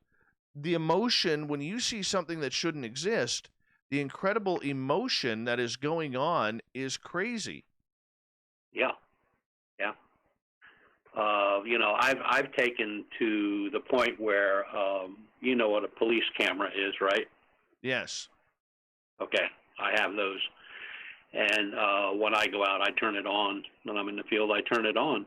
And I learned a trick from a friend of mine who said, why don't you mount a GoPro on your backpack facing backwards so you can see if anything's following you. I thought, oh, that's a great idea. So I'd probably be the same way if something walked out on me like that. Could I grab that camera around my neck and turn it on and focus or do whatever I got to do to take the shot? When I have this, I have a body cam on that's recording video and sound. And they're not that expensive. If you buy the police model, you're looking at about $600. If you buy, I guess it would be like for the general public, you can get them on eBay for like $100. And they're good for a couple hours. The police one that I have, the battery, and that's good for 8 hours. So, and mine's also infrared. I mean, it goes both. It'll switch to infrared at night. So, but yeah, I'd be the same way. I mean, if I didn't have that, if I had to grab a camera, till I got the camera up and everything else, everything would be all over. These sightings don't last that long. No, they don't. No, they don't. And in that fleeting glimpse, though, I mean, the other thing that we have to discuss about this, too, if by chance somebody actually does capture something on camera, that's when we get what we call the blob squatch coming out. And for people who don't know what that is, that's usually the blurry photos, the blurry videos, the grainy videos and photos. And, it just makes a mess of what they saw. They're trying to describe what they saw, and the photo looks nothing like what they said they saw. Right. Well, that's there's a little debate about that, because there was a gentleman, Washington State, I believe, or Oregon. I'm going to have to fish back in my head a little bit on this one. A professional photographer. And he had a research area for Bigfoot that he was watched for years. I mean, spent most of his off time up there. Very good camera equipment. I mean, state of the art. And he was watching this one trail that came out into an open field. He was on the other side of the field, but with the telephoto lens he had on, he could watch fleas having sex at 100 miles. And he saw the creature. He took the photographs, and it walked away into the woods. When he looked at the photographs, the creature itself was just a blurry mess. But the leaves behind the creature and alongside the creature were that crystal clear that he could count the veins. And a matter of fact, on the one leaf there was a ladybug, and it picked up that ladybug. But the creature itself was all blurred out. The rest of it around the creature that was captured in the photograph was perfect. So, is it the camera? Is it the operator? Or is it the Bigfoot? What causes that problem? I don't know. That's the issue. I mean, Yeah. It's hard. Yeah, that's an issue. It's hard to fathom that a Bigfoot or a Dogman would be able to flip a switch on themselves to make themselves blurry on any type of technology. We don't really know that, do we? I don't know. No. I mean, for all that we know, there is so much we don't know. It makes you crazy. I could sit in the library and go over things, researching something, and I could spend hours and hours and hours and hours, and when I'm done, I got nothing. I didn't even get close to the answer I was looking for. But that's the nature of it. I mean, you got to ask questions, you got to look, you got to try to figure it out. I mean, I go through legal pads like most people change underwear.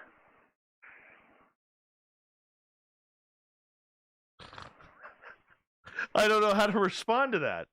I don't want to know about. I don't want to know about your underwear changing habits. All right, let's get to another question here, and this one comes from Pharmacy. Actually, it's more of a comment.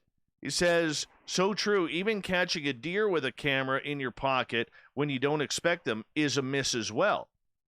So, Right. I mean, are we just, okay, so that brings up another fact. Take away the woo factor of them having some sort of technology built into them to make everything blurry, because wild animals do it too.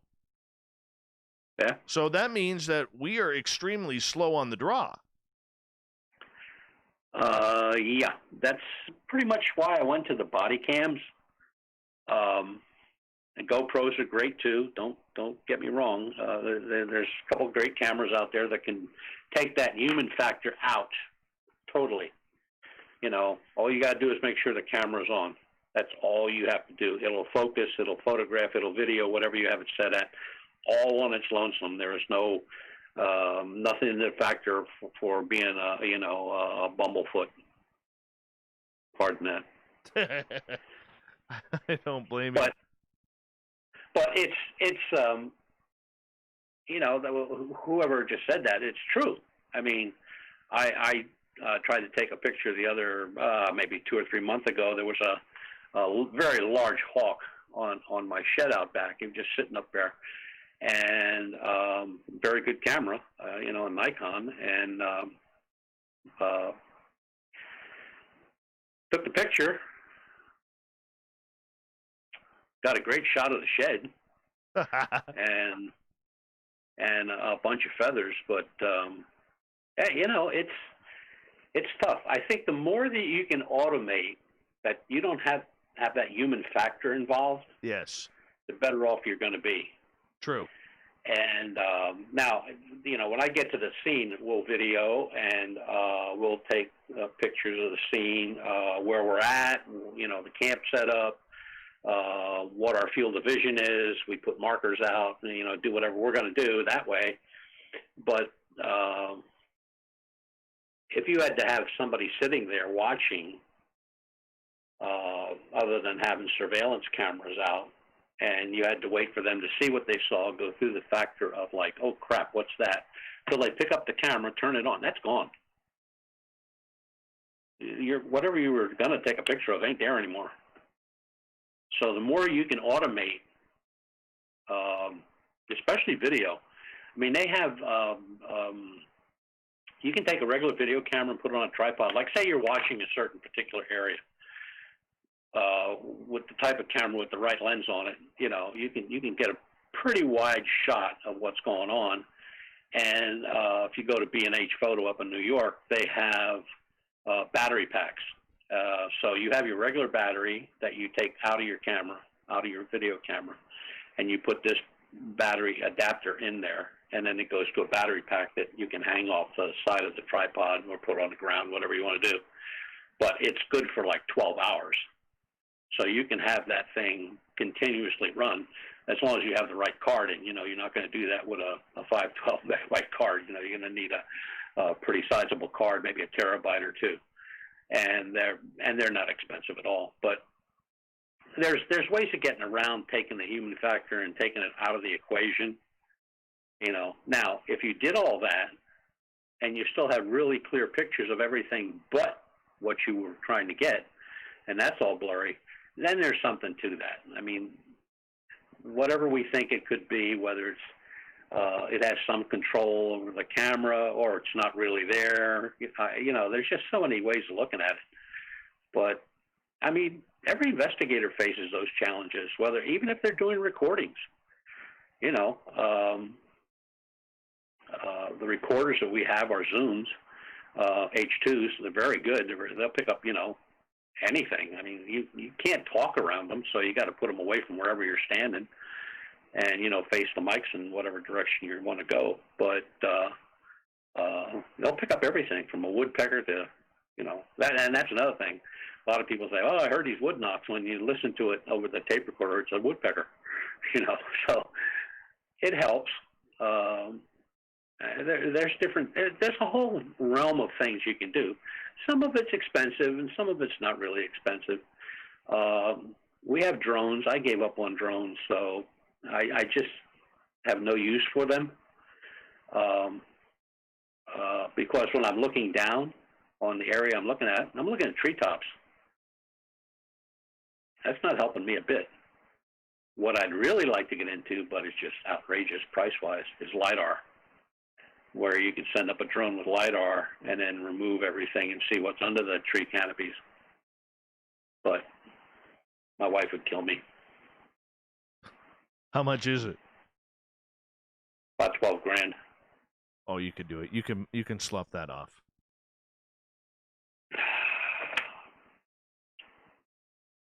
Go for it, Butch. I survived a massive heart attack. I don't think I'd survive my wife with a shotgun. She wouldn't know. She wouldn't know. You've got a hidden stash somewhere. You know, a few jars of coins put away. Yeah, right. But she knows where every jar is. Very true. Butch Witkowski, Strange Days, continuing here on Spaced Out Radio. Human Carl, not to be mixed up with Alien Carl or Demon Hunter Carl. Human Carl is asking, Butch, have you got any good pics made by your body cam? I've had, okay, there is a drawback to the body cam. And I want to make sure that everybody knows that. They're good for about, about 50 yards, okay? That you will get a clear picture. And that will be either in a cheaper model or a police model. They're all on that 50-yard range because I guess that's when police are actually active with somebody or what's going on. They're usually closer than that. And I saw movement ahead of me along a tree line, but I was close to that tree line, and I just faced it because I knew the camera was doing it, and then it kind of stopped and went away. So when I got back and put the card in the computer and the laptop to see what I saw, I would say if I had to put money on it, it was probably a deer because I only got the back end of it. I didn't see the tail, but I got the back end of it and the color.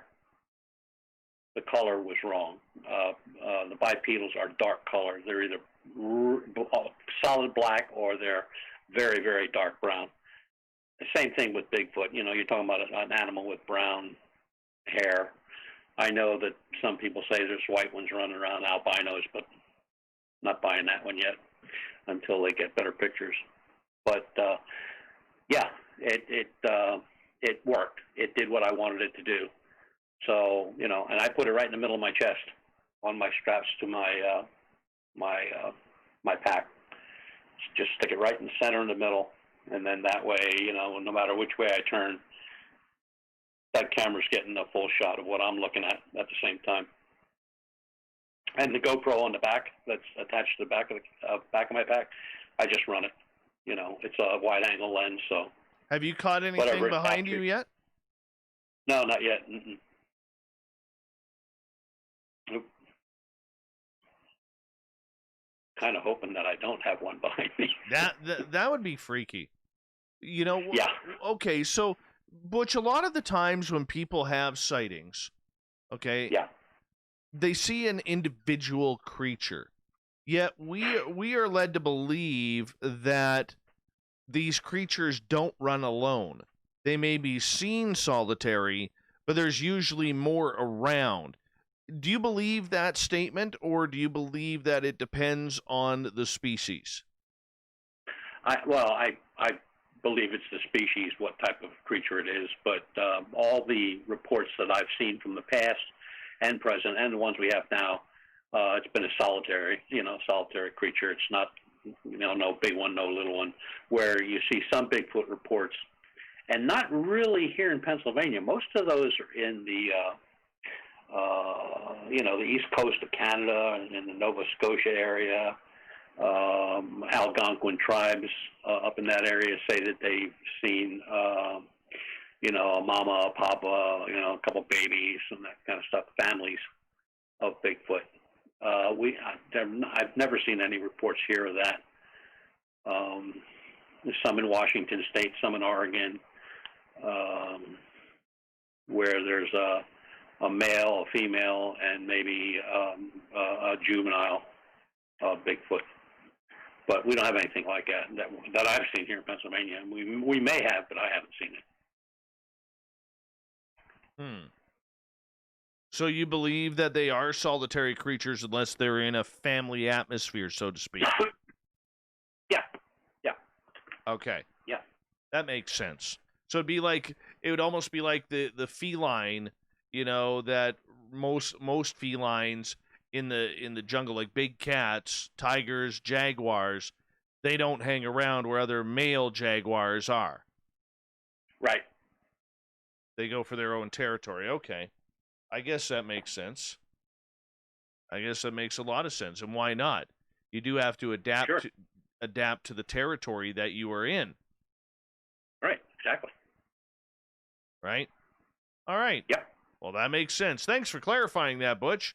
Don't know what else I'm supposed to say here. So we got 3.5 minutes here before we go to break at the top of the hour. Butch Witkowski's Strange Days continues as we go on here. Okay.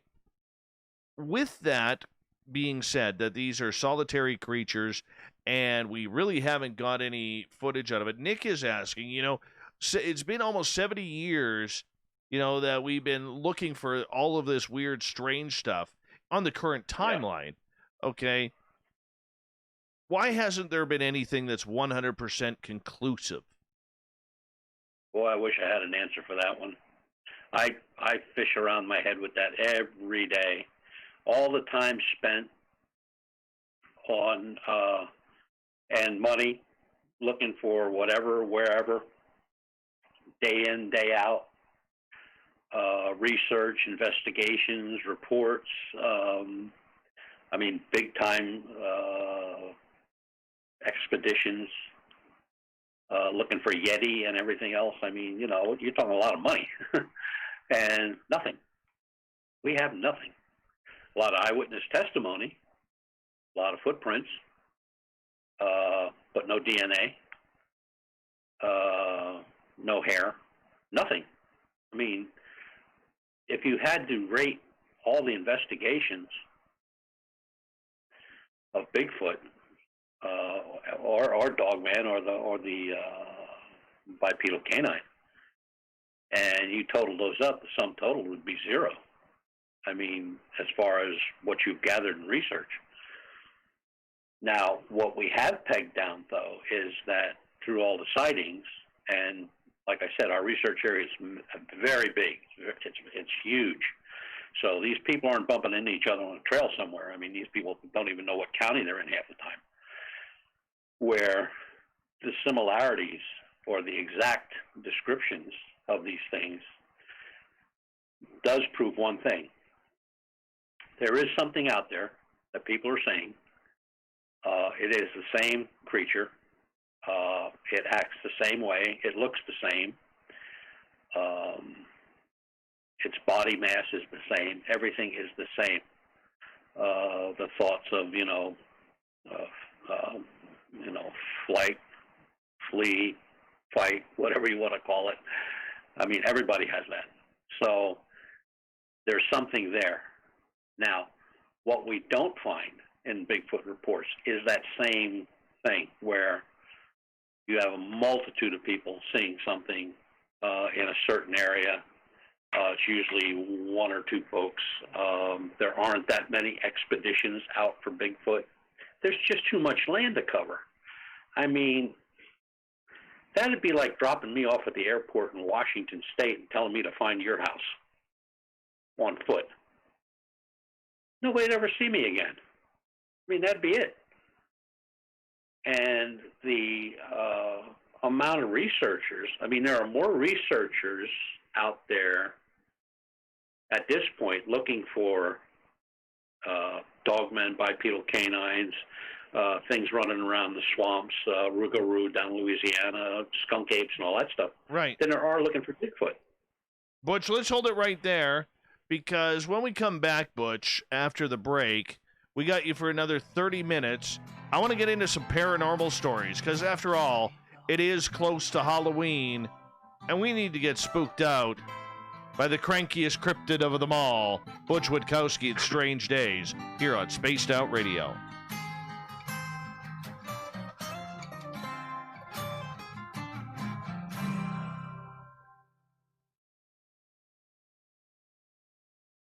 buddy. I'm just going to step away for a couple minutes. I'll be right back. I got to go potty. All right. Don't forget to shake less than 4 times. Okay? Okay. Radio. Our sales department back, is everyone. waiting to hear from you, and we can work around any budget. From commercial spots to banners to special promotions, there are many opportunities to get your name and product out to our SOR listeners. For a price guide and more information, please contact us at sales@spacedoutradio.com. We're adding to the entertainment online for Spaced Out Radio. I'm Amber Beckrud, and I want to invite you to subscribe to our YouTube channel and check out Cryptid Tales, where I will take you on a journey into some of the strangest legends and lore from around the world, relaying the stories to you of the strange creatures and experiences that people have had throughout time. You can find Cryptid Tales at youtube.com/spacedoutradio, and while you're there, don't forget to check out our free archives and leave a comment. See you there. The party is always on at the Moose Vancouver. The Moose Vancouver is where you want to be when visiting Canada's west coast. Open until 2 a.m. nightly, the Moose cranks up the rock while serving some of the best rated food in the city. The menu starts at $6.95. Why party anywhere else in Vancouver when the Moose is right there? Get your horns up and rock with the Moose, the official party bar of Spaced Out Radio. I'm feeling a little spicy tonight. What to do? What to do? Why not get Bumblefuck? 4 million Scoville units of pure hard rock. Bumblefoot hot sauces come in 3 flavors. The burning Bumble.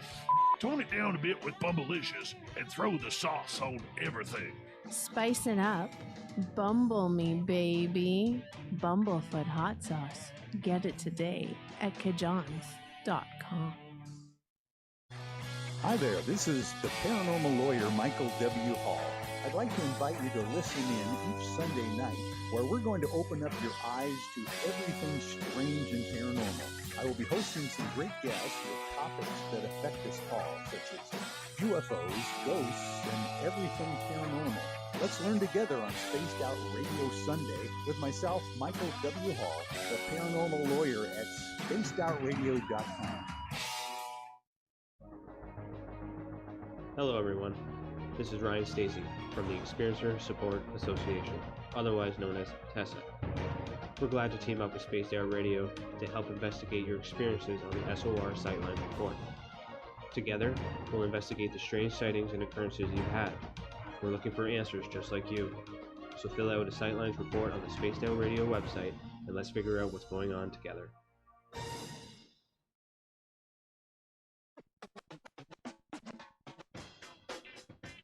The SOR Vault is open for business, and we have some cool swag for you to pick up. All you have to do is head over to our website and click on the SOR Vault. You have a variety of cool logos to choose from, and put them on anything you want. T-shirts, hoodies, hats, coffee mugs, you name it, we can get it to you. So do your shopping by supporting the store you love. Get your Spaced Out Radio swag at the SOR Vault today.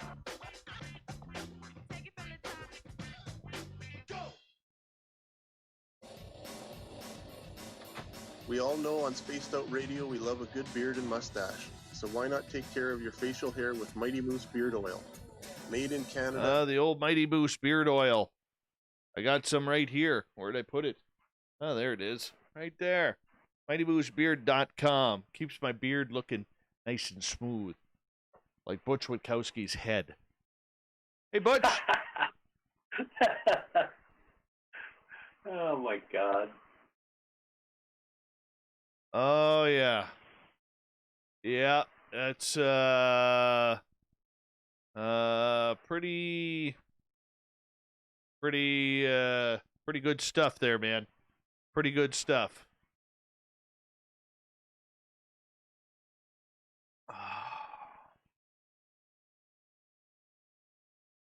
And my hair's looking pretty wild tonight.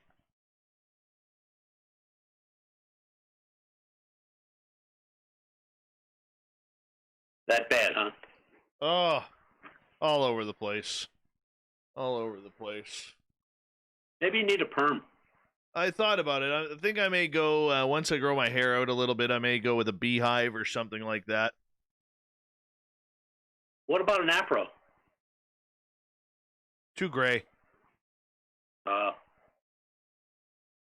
Too gray. Have you considered spray paint? I have, but you know, I don't have the, you know, the. I'm not coloring my hair. No, I'm not coloring my hair. I'll color my beard because I hate my. I don't mind my hair color up top.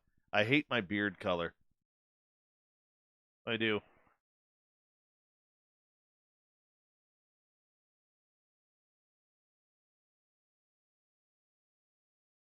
All right. We got about 50 seconds here.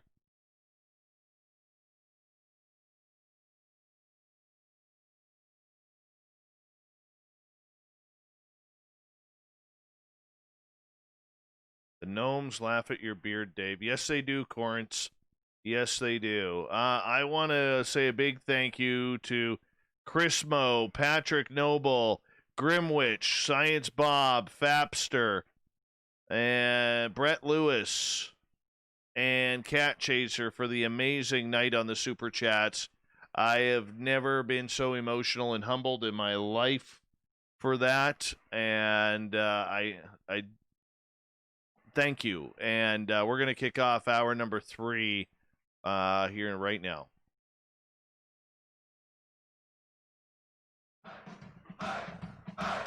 If you'd like to connect with us, head to spacedoutradio.com for all your latest show info. Now, back to Dave Scott and SOR. Hour number 3 of Spaced Out Radio is now underway. I am your host, Dave Scott.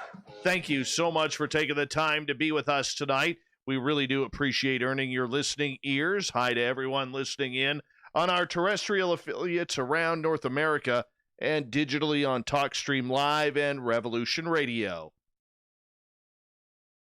Remember, you can check out all of our archives for free by going to youtube.com/Spaced Out Radio. Just do old Davey the favor, hit that subscribe button. The Desert Clam has set the password for tonight in the SOR Space Travelers Club. Macabre. Macabre is your password. Use it wisely, Space Travelers, as the Clam sets a password each and every night right here on Spaced Out Radio. Our website is spacedoutradio.com, where we have a plethora of features for you, including rocking out to Bumblefoot and reading up on Captain Shirk's SOR Newswire. Follow us on Twitter at Spaced Out Radio and on Instagram at Spaced Out Radio Show. For the final time tonight, we introduce Butch Witkowski. Strange Days continues here on the mighty SOR, Butch's website, uforcop.com. If you have any weird, strange sightings, let him know. Butch, welcome back. Yes, sir. I want to get into some paranoia and paranormal stories here tonight, okay? Because it is getting closer to Halloween, and everybody knows you as the Dogman guy, the bipedal guy, UFO guy, Bigfoot guy. But a lot of people don't really know you also are deep in investigation for paranormal activity as well. What's the creepiest story you think you've ever tried to track down? Well, I would have to say I went along with a group a number of years ago just to see how they handled the case, what investigative techniques they used, what type of equipment they used, and basically how they conducted themselves. And it was in Pottsville, Pennsylvania, and it was a family that had just moved in. It was their grandmother's house. She had passed away a month earlier, and they were in the midst of moving in. It was right after Christmas. So we got to the house, and the family left, went up a couple blocks up the street to the sister's house, and one sister stayed at the house with us in case we needed anything or she could show us or tell us what was going on. Now, the problem was that a 13-year-old girl who slept up on the third floor was attacked. And when I say attacked, she was slapped around a little bit and pushed off the bed and stuff like that. That was one. Two was a light that would go on in the master bedroom all by itself. And it was one of those lights where, you turn the switch on, it goes on, and you go turn it on, turn the switch again, it gets a little brighter, turns like a three-way bulb. Okay, so that was the second thing. And the third thing was just strange things going on in the boys' room. There were two boys. And the one little fella, probably 4 or 5, when we were there and the guys were setting up their equipment and cameras and all that stuff, he said he picked up this toy that was inside one of these packages that you need a hacksaw and a hand grenade to open up. And it was a little doll and a little heart there, and you pushed on the heart, and it said, kind of, will you play with me? Will you do this? Will you do that? Will you be my friend? A little girly voice. And so he wanted to open it up, and they said, no, look, you got that for Christmas. Well, as soon as we unpack, there's other stuff here that you didn't even open yet, so we'll get all that done in the next couple of days. He bought that, and off they went. So these guys deployed all their cameras, and they had cameras in every room, infrared, thermal, the whole 9 yards, recording devices also. And there was people in every room in that house. In the kitchen, I was relegated to watching the monitor, which was covering all the cameras. So where I was from in the kitchen to the living room area was 10 feet, maybe. And the girl sitting beside of me, the sister,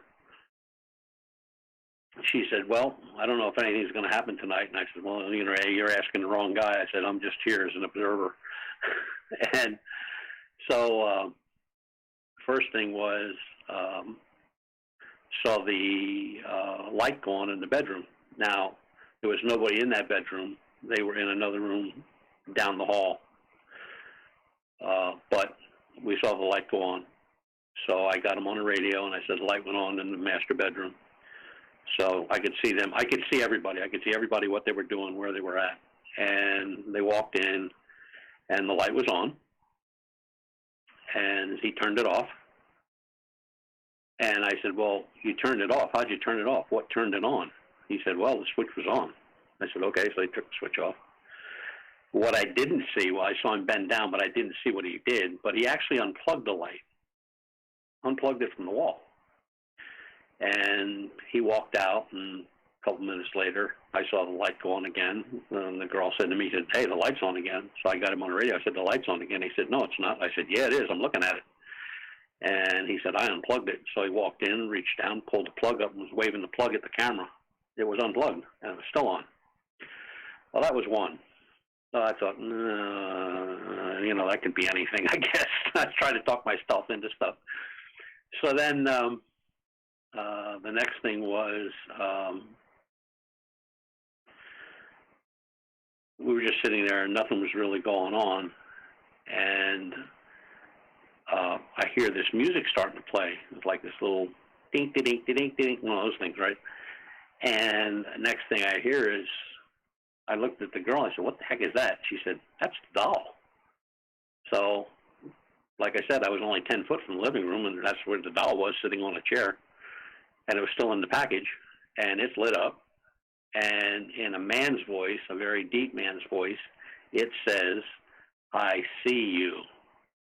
Oh, wow. Didn't say you want to be my friend, or you want to go out and play, or anything like that. It says, I see you. Now, at this point, this Polish kid was looking for a door to bug out of or a window to jump from, but I couldn't because the big girl that was at the side of me had me by the belt. She said, you ain't going nowhere without me. And I'm thinking, lady, I couldn't pull you around on my truck. I mean, she was a big woman. So I got on the radio, and I told them, and I said, did anybody capture that on a recording? So everybody kind of gathered in the kitchen, and the group, or the two people that were down right below in the basement, right below the living room, picked it up. But they can hear the music go off. But in the little girl's voice, it says, "I can see you." Now, when they played back everything on that doll, there's no way that doll said, "I can see you." Now, I know what I heard. They have what they recorded, which is at the same time. So I went in, picked the doll up, came into the kitchen with it, and we were looking at it. And the actual battery that makes it give it that little tune that it plays for a couple seconds and those couple questions it asked the kid is a little like a hearing aid battery. But at the bottom it says AA batteries not included. Oh no. Oh. Oh no. Oh no. Yeah, that's basically what I was saying, Dave. Like, I'm thinking to myself, what am I doing here? Why aren't I home in bed sleeping or down at the local bar getting loaded? So while we were doing all that, they had put a motion detector in that master bedroom. Now, you got to remember, that light is unplugged. There's no power to that light. So everybody's back where they were, downstairs, upstairs, all the rooms, and we're watching the monitor, and she said, the light just went on again. I said, no way. And she said, it's on. I looked, it's on. Got him on the radio, I said, the light's on. He says, what time did it go on? And I looked at the monitor, and it was like 10:45 or something like that, 1:45. And he said, okay. So they went in, and by the time they got there, the light went out. But the motion detector, which is basically hooked up to it's hooked up to a laptop, and it gives you the time and the duration of the motion or the motion that it detected. It was right on the money, exact same time. So that's when I bugged outside and just sat there on the porch for a while, trying to figure out if I should say goodbye before I run down the street and get in my truck and leave, or just wait. But that, to me, was just strange. And the other one was with the same group. And again, I had no knowledge of the type of stuff they were doing. I was very fresh at this. So we're at an Indian burial ground next to an old foundry that's been reconverted. They used to make cannonballs for Civil War there. And over the years, it just closed up, and the county made it into a museum for the county. Very nice, very pretty. A lot of outbuildings. And there's a well there, and there's a plaque that tells you about this war between these two different tribes that were killing each other off for years. And the burial mounds, or you can see them along the tree line, they're all over the place. And so they put a flashlight, and that's the first time I saw this done. They take a little mini mag flashlight and they put it up on the well, and ask questions like, you know, if were you a warrior, make the light go on, and the light would go on. Were you killed here? If yes, make the light go out, and the light would go out. Now, that bugged me a little bit because I'm kind of a stickler when it comes to evidence gathering. So I said, you know, those lights are very sensitive. If anybody owns a mini mag light, you can turn them off. Just twist them, turn them off. But you can get them to a point where they're off, but if you just tap them a little bit or actually just shake them, they'll go on. And every time he'd ask a question, he would be really close to it. So I'm thinking that maybe the vibration just from him talking that close is making that light go on and off. So I said, can we try my light? So my LED light is, you got to push a button to turn it on. And it's low, medium, high. And then there's a strobe. And so I turned it off. I gave them the light. They put it up there. And I explained to them that, you know, to turn this light on, you got to push a button. And I showed them all the light, you know. They put up there. He asked some questions, and the friggin' light went on. So I walked over, picked it up, and the light went off. And pushed the button, and the light went on. So the light was off, but it went on. And that was the second time that I thought, like, I shouldn't get into this stuff. I'm going to give myself a headache.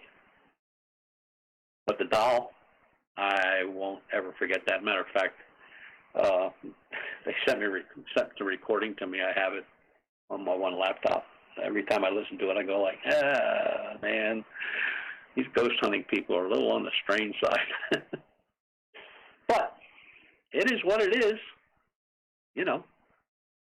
I went on another case with them. That was up in northern Pennsylvania.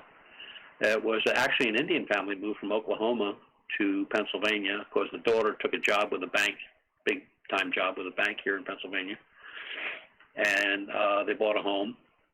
And the background story was that they brought something with them, an entity from the tribe, from where they lived on the land, on the Indian land, to this house in Pennsylvania. So, we're discussing, what they're seeing, and they said, well, and it was the biggest kitchen I was ever in. I mean, this kitchen was huge. And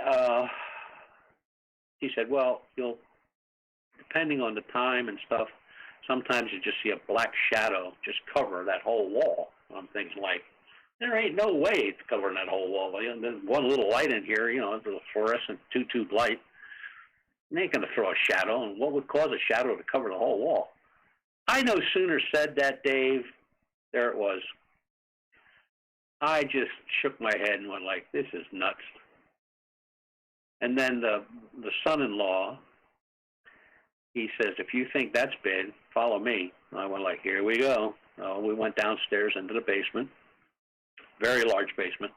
Half of it was being converted into an apartment for him and his wife, the son-in-law and the wife.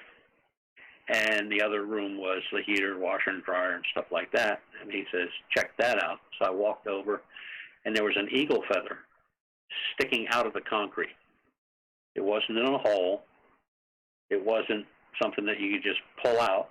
It was embedded in the concrete. And the house was like 40 years old.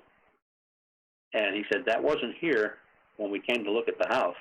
He said, 3 days after we moved in, my wife came down to do some wash, and she saw it. And he said, we don't do the washer anymore. We go to the laundromat. I went like, okay, what's up with that?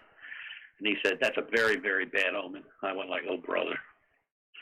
So those are my stories of the paranormal involvement that make me think. When people say they see something, I have never said to somebody, no, you didn't, because I saw stuff that I couldn't explain, and the doll was the one that cured me.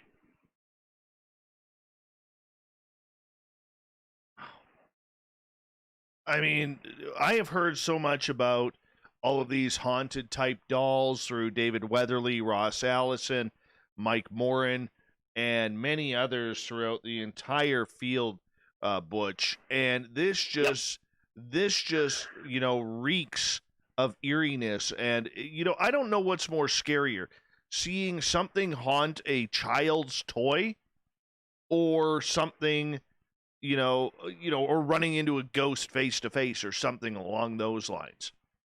Yeah, exactly. Right?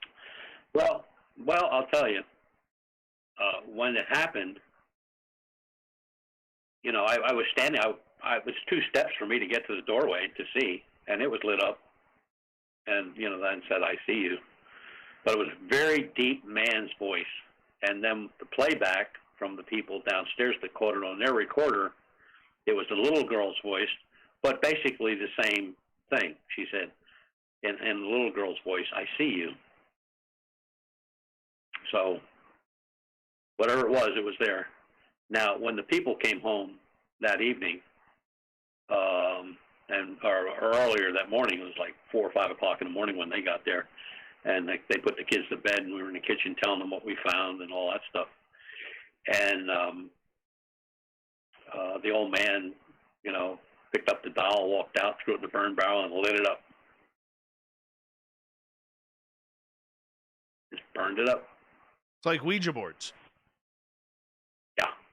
I don't mess with those at all.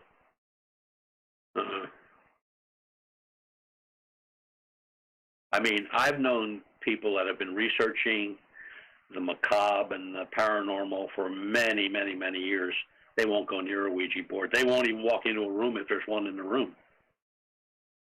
I was at a conference one time where there was a guy that had Ouija boards out for sale, you know, antique ones, new ones, all kinds. And there was a group setting up, and they were told to set up beside of him. They refused. So they moved them over to the other side of the room. Nobody. And there were a lot of people who wouldn't even walk past that.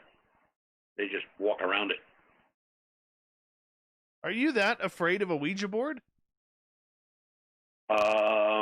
I've read too many stories about those, and I don't think it's fear. I think it's just the unknown. Like when they talk about, you know, people conjuring up things from wherever, demons or whatever, or things start happening at their house after they do a session like that. I just don't want to put myself in that position. I don't blame you. I don't blame you. You know, we've got about 3 minutes to go here, Butch. You know, for people who want to conjure up the dark and the nasty come Halloween night, as we always get those people every time of this year, what's your warning to them? Stay home, watch football or hockey. No, I always tell people, no matter what they're involved in, whatever it's paranormal or cryptozoology or ufology, just be careful. You know, use your head. I mean, don't put yourself in a position where, first of all, you don't have a place to run to. Second of all, you're by yourself. Don't ever do that. And always tell people where you're going to be and when you're going to be home and when you're leaving and all that stuff. I mean, just comments and stuff. But there's just too many freaky things going on out there, and they get more freaky as time goes on. You want to hear freaky? I just got a message from a listener, Ron, who, on Facebook. Just sent me this, okay. like literally 2 minutes ago. Says, okay. my neighbor claims Bigfoot broke into his house, stole his dog's collar, and pissed in the laundry basket 2 weeks ago. I got to hear this story, man. I have to hear this story. That is mega woo. Mega woo. We're sitting on potential mega woo here, Butch. Wow. Oh, wow. I need to hear more. I need more of this. I need more. Stole the dog's collar. Yeah, broke into the house, stole his dog's collar, and peed in the laundry basket 2 weeks ago. So I just typed I need to hear this, and Ron is typing it out right now. But I need more of this. I need more of this. Dirty Filth is going to have a new portrait to paint here very soon. Oh my goodness. This is what we need in this world, is Bigfoot not being able to use the toilet, but being able to use the laundry basket because he doesn't like your brand of Tide.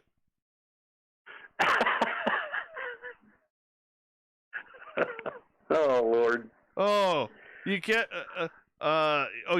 he just sent me back. I'll see if he will let me tape it. Please do. Please do. I need more. Oh, God. Oh, man. I want this, Butch. Butch, I want to say thank you so much for coming on Spaced Out Radio. Once again, my friend, you are a true ambassador of what you do. You're a great friend of this show, and all of us here around our show absolutely love you, buddy. Good. I'm just great. I'm just grateful to do the show because it's such fun. It's always fun. Always good questions. You know, you got good people, and you know that makes a difference. Absolutely, it does. Butch's website is uforcop.com. Make sure you check him on out. Coming up next, we have the SOR Newswire and the Thought of the Dave. Stay tuned. A lot more Spaced Out Radio coming up next.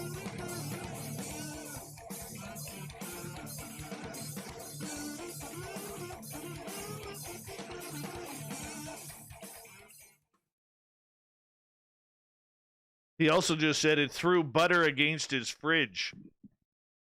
Oh, Jesus. I need this in my life. I'm typing that right now. This in my life. I tell you. How'd the numbers go? How'd the numbers go for the sheet? Let me see where we checked out at analytics. We topped out at 160 tonight. 160. That's a solid night. Good. Yeah, man. Hey, Butch, I appreciate you, brother. You are you're an icon and a mentor of mine. I love you, man. Hey, same here, but what was happening that you were getting humble? What was that all about? Oh, dude, my audience just kept donating and donating and donating and donating and donating and donating and donating, and it just got a little overwhelming, you know? Wow. Yeah, it got way overwhelming. Cool. Yeah. Wow, that's cool. That's really cool. Yeah, dude. That was pretty incredible. Have a happy Halloween, and I'll see you November 30th. Yeah, you will, my friend. Much love, eh? You take care. You take care. Bye-bye. Bye.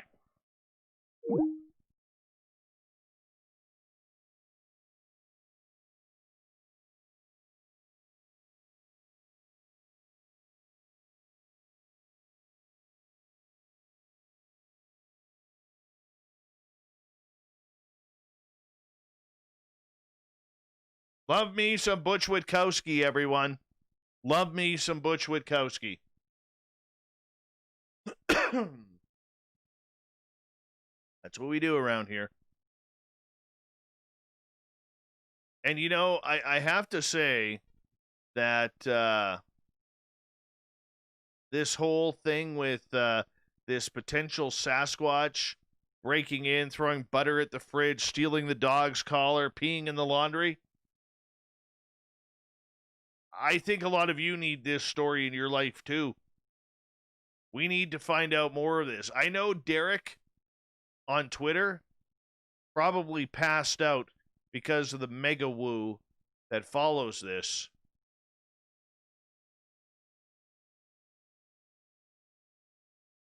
I think he fainted, to be honest. But we need this woo. This is the type of woo we live for. Right here. Bigfoot breaking into houses.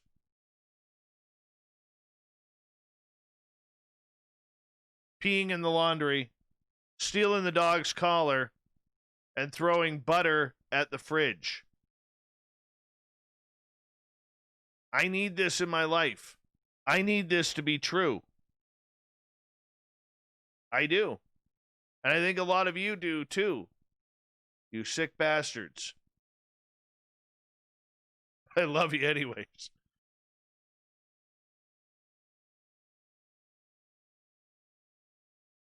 My goodness. That is a lot of woo, man. A lot of woo.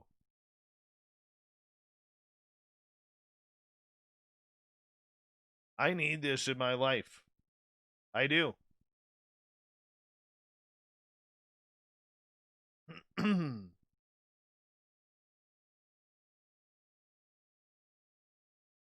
Whatever it is, Fapster, whatever it is, we need this. This makes us better.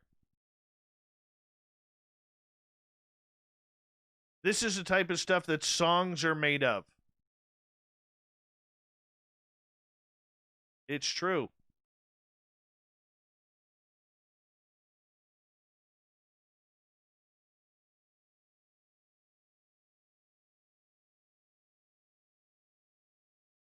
Yeah, Derek's hyperventilating. He just sent the GIF over that he's hyperventilating over that potential mega woo. I don't blame him. I don't blame him at all.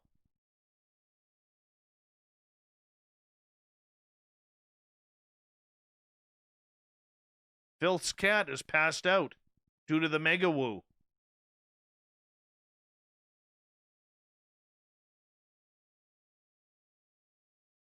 Cords Bigfoot checklist, breaking into houses. Number 1, pee in clean laundry basket. 2, steal dog's collar and attempt to throw homeowner off trail. 3, throw butter at the fridge out of frustration of bad food. Oh, yeah. Oh, I hear you, Corrance, the booking guy. All right, we got 10 seconds. You know who you are. Thank you so much for the super chats. I love you all. And thank you to everybody who's given us a thumbs up and hit that subscribe button tonight. Here we go.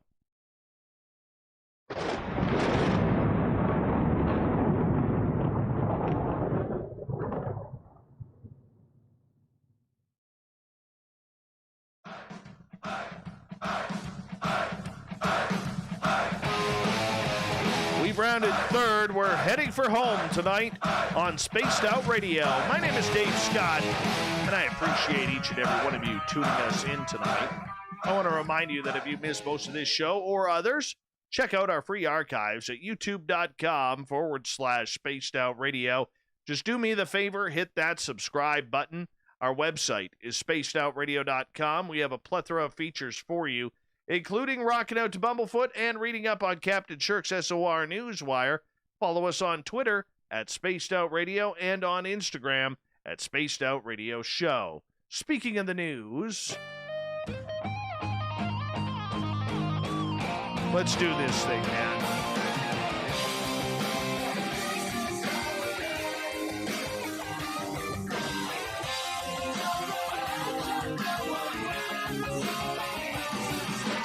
The news is always changing, which is why we bring you the SOR Newswire at the back end of every show, where we get to the weird, the strange, the wacky, and sometimes the sad. You know what? I'm going to add this story. I wasn't going to add this story to tonight, but I am a diehard Edmonton Oilers fan, okay?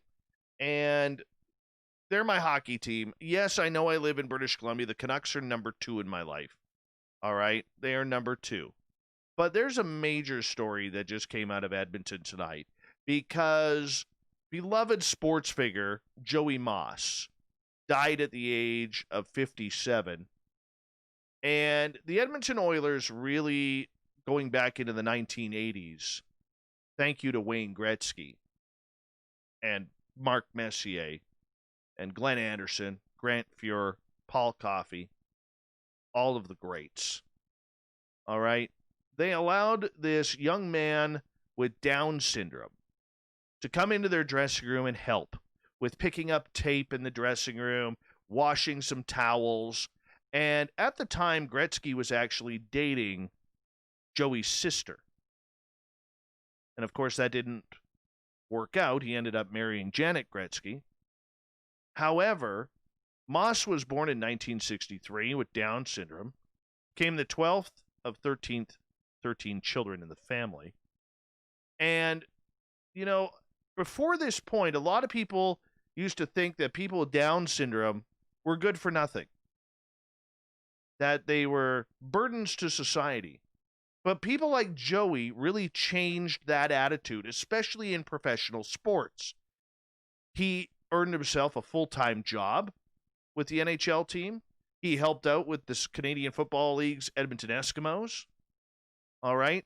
And he was a friend to every player that walked through that dressing room, whether they were coming up from the minors, going back down to the minors, whether they were being traded to another team. And he was really the heart of sports in the city of Edmonton. And Edmonton lost a true hero, a true statesman for the entire city, the province of Alberta, the country of Canada. Hockey lost one of its greatest ambassadors in 57-year-old Joey Moss. And rest well, Joey. You had a great life. You broke a bunch of barriers that shouldn't have been there in the first place. God bless you. And once an Oiler, always an Oiler. So we will continue on here. So I had to get that one in as an Oilers fan. Had to. NASA scientists have found more water on the moon than previously thought. It's a crucial discovery that could help greatly fuel deep space exploration. The water, which was discovered for the first time in areas outside the moon's sunlit frigid poles is possibly trapped in glass beads about the size of a pencil tip in the soil, scientists said. The discovery that water might be distributed across the lunar surface and not limited to ice at the poles, as the space agency thought, raises possibility that it could be accessible as a human resource, said Paul Hertz from NASA's Astrophysics Department. He is the director. Enough water was detected in a cubic meter of sunlit soil to fill a 12-ounce bottle, said Casey Honnibal. She said that the water may have come from a combination of hydrogen molecules in solar rings mixed with oxygen in the moon's powdery soil. We think the water is trapped in these glass beads, which protects and preserves it.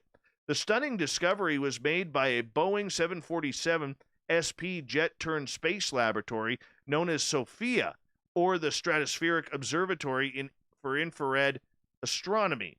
The data-collecting spacecraft typically tracks stars, but its operators decided to examine the moon starting in 2018. It's incredible that this discovery came out of what was essentially a test, and now that we know we can do this, we're planning more flights to do more observation, SOFIA scientist Nassim Rangawala said. A scientist said at a NASA press conference in 2009 that there was a possibility enough water on the moon that could support bases there so man could eventually set up shop. The idea is that this extraterrestrial water could be used for everything from drinking to the extraction of oxygen from the water for astronauts to breathe, as well as even the manufacturing of rocket fuel. In 2018, the agency said there was definitely water, possibly ancient, in the form of ice around the moon's poles. That's actually a pretty damn good discovery right there. It really is. The United States has canceled plans to offer Santa Claus performers early access to a coronavirus vaccine in exchange for their help in promoting it publicly. Those who perform as Mrs. Claus and elves would have also been eligible for the jabs. The festive collaboration was part of a $250 million government campaign to garner celebrity endorsements of vaccinations once they are approved. Great, using Santa Claus for this. But health authorities smartened up and confirmed the advertising campaign has been scrapped. Rick Irwin, chairman of the Fraternal Order of Real Bearded Santas, called the news extremely disappointing. Oh, yeah, because he wanted Santa to do that. This was a great hope for Christmas 2020, and now it looks like it won't happen, he told the Wall Street Journal, which first reported the story. The Department of Health and Human Services has since confirmed the existence of the Santa plan to the New York Times now.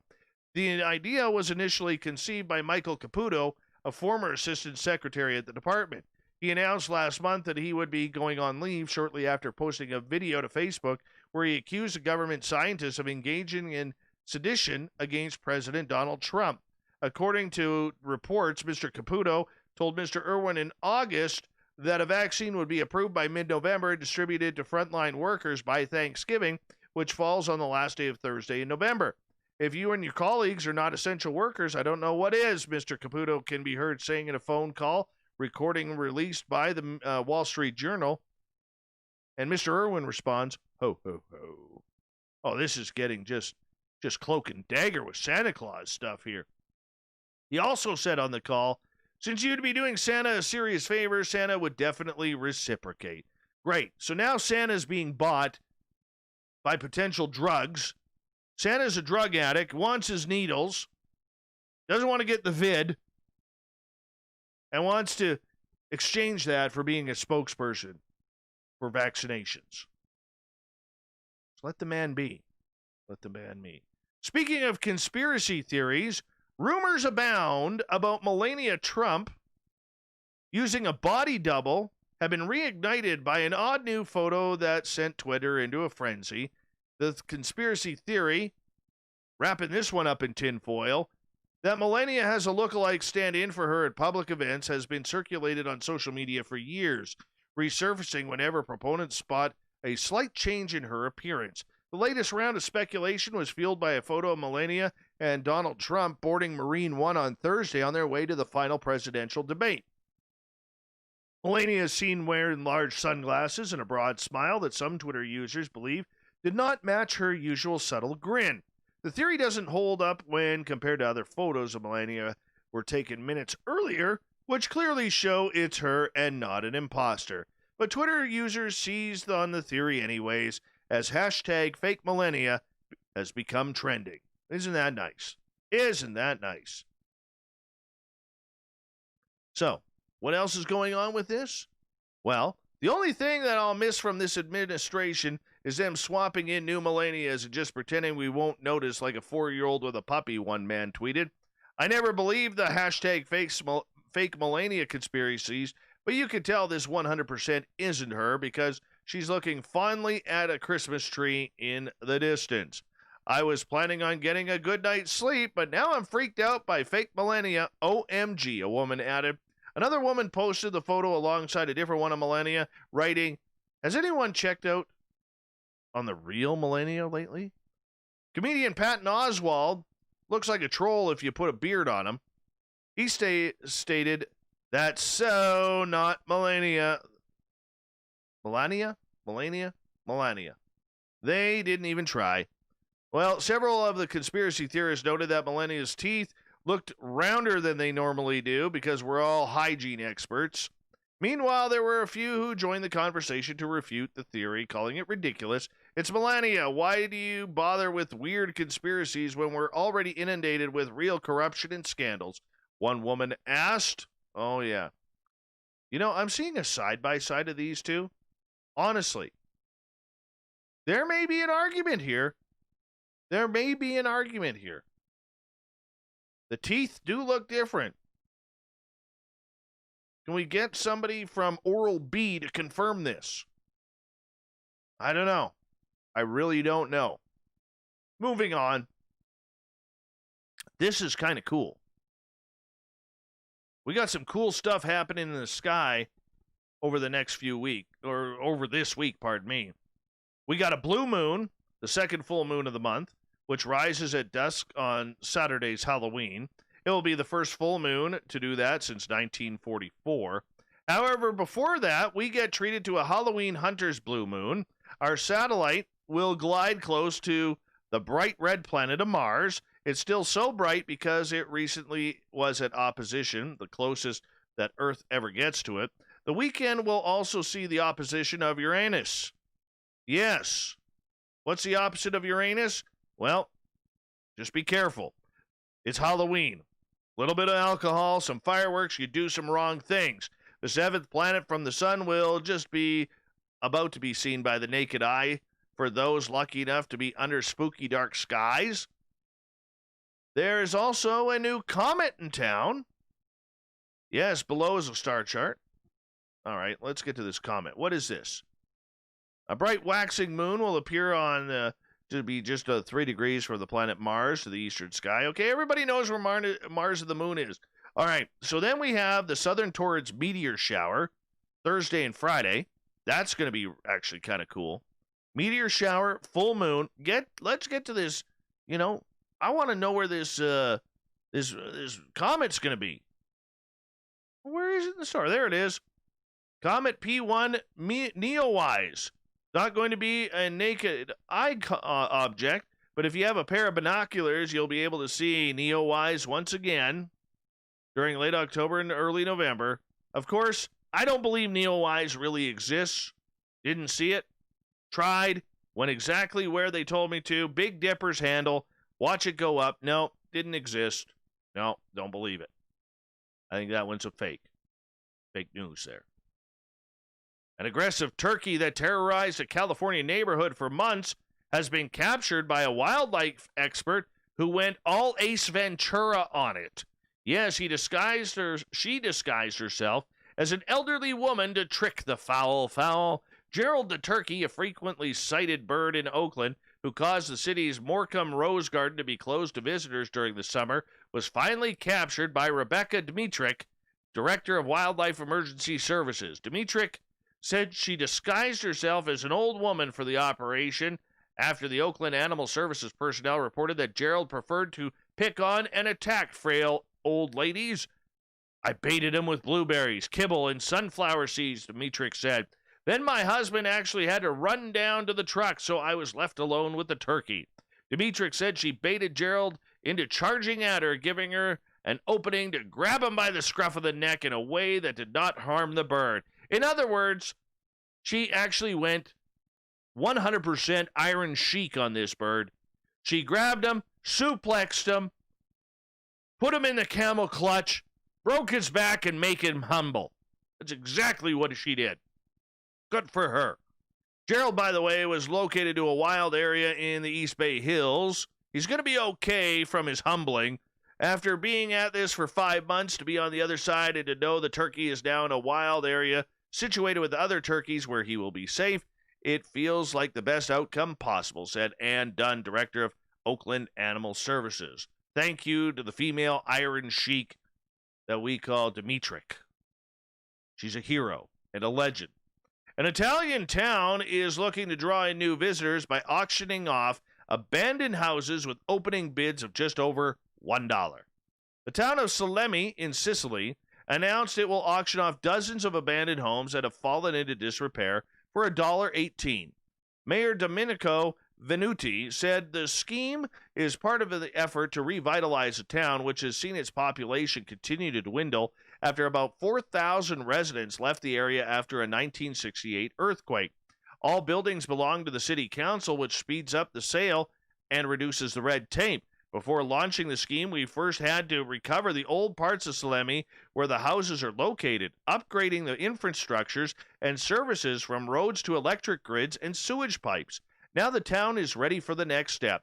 Venuti says the plan has been in the works for several years, but was stalled due to issues including infrastructure and zoning complications. It was a long process. Not only did we carry out through the maintenance works to secure the risky, crumbly areas, we also had to recover many properties to residential use. We've been ready for a while, but wanted to wait and see how the COVID-19 emergency evolved. Italy was an early hotspot for the pandemic, but Sicily had remained one of the last impacted regions in the country. The mayor said the interested buyers will not be required to visit the town before purchasing a property, but they will be asked to submit a detailed renovation plan to prove they are committed to revitalization efforts. That is really kind of cool. Good for that city to do that. You know, I think in all over Canada and the United States, there's these little counties and towns that really deserve something like this. What a great idea to revitalize dead areas, honestly. A steam shovel that has been submerged in Michigan Lake for nearly a century has been returned to dry land and is being restored. Mike Oberleuer said he dreamed of removing the steam shovel from the bottom of Wixom Lake since his father first told him about the artifact about 50 years ago. You know, I was 11 years old when we were in a boat looking for this, so it's been 45 years for me, he said. Oberleuer and a team of volunteers removed the last pieces of the steam shovel from the lake Saturday. It had been used to construct the Edenville Dam in the 1920s and was submerged in the lake for 95 years. You know, if I think of an Australian brawl, and we'll end it on this one tonight, I think kangaroo versus koala. And that's exactly what we got, people. Exactly what we got. Impossible, but it's true. Video footage of a kangaroo and koala have been filmed in a very tense standoff in Queensland.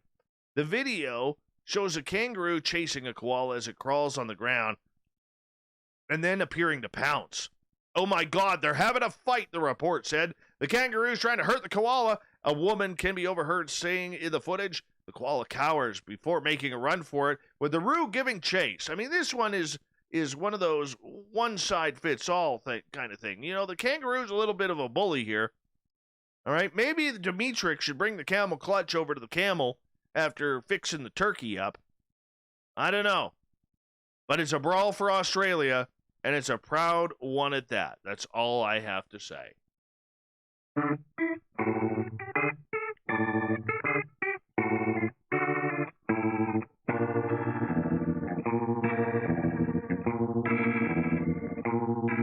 Thought of the Day happens every night at this time, where we ask a question on our Facebook and Twitter pages, then read your responses on the air because we love the audience participation around here.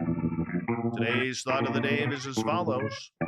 What do you think cryptids do in the winter for food and shelter? Alex, What cryptids? Since they are different species, it depends on that. Shanna, they like to come in out of the cold. That's why you should always check under the bed. Oh, good one, Shanna. Filth, they go south to Phoenix and stay at Richie G's house sipping strawberry daiquiris. Marty, our favorite veteran, and we love our veterans around here. Thank you for your service, Marty. I know I tell you that every night, Marty, but I will continue to tell you that. Thank you, my friend. I think most cryptids probably hibernate through the cold winter months, but a few like the Yeti and Sasquatch are used to harsh environments and continue on as usual. Great clown tonight. Judith, because I think she likes a soft J. Judith, like any other animal in winter, forage for what they can, where they can, open basement doors, make easier access for shelter, probably share cave space with other animals. Cherry, probably know where the hot spots in the earth are. Joseph, I think one of two things. Either they do as the rest of the year, or they do as they do the rest of the year, or they hibernate. Cynthia, they swim, fly, or teleport to Hawaii. Boy, oh boy. In my opinion, cryptids are not real as in physical or material. I assume they get sustenance through energy, possibly from another dimension. Woo! That's a good one. James, they remain cryptic. All right. Jay, my guess is Bigfoot lives in your basement, Dave Scott, and you give each beard tips. You give each other beard tips. Oh, thank you. Florida and Old Country Buffet for Reverend Keith. Tom, they're cold-blooded, they don't care, and for food, they subside on bark, weeds, or other animals. Gail, I believe it depends on the cryptid and its diet. Carnivores most likely will follow their food source during the winter times. Same for omnivores. Herbivores will have more of a challenge unless they store food in a cache while it is plentiful. Stephen believes they attend an Airbnb. Matt believes that they eat snow.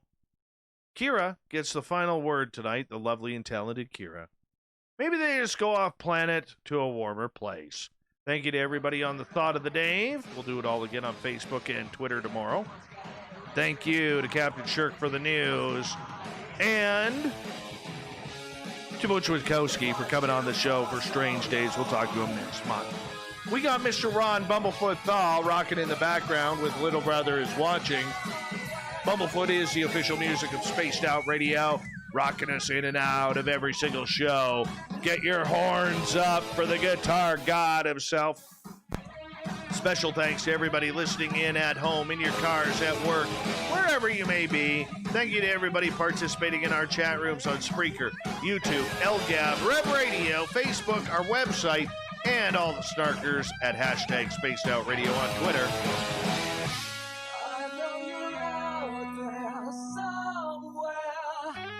Remember, this show is copyright by Spaced Out Radio and SOR Media Ventures Limited. Thank you so much for choosing to share your evening with us, because together, my friends, we own the night. Mr. Bumblefoot, we need a favor. We need you to take us home.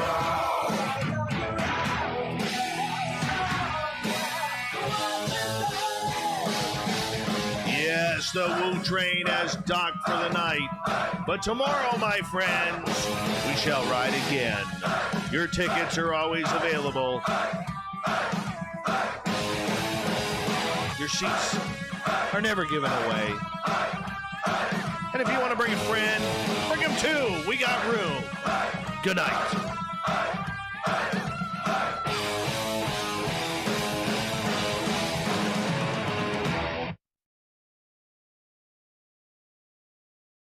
I literally forgot what I was going to say there. That's kind of funny.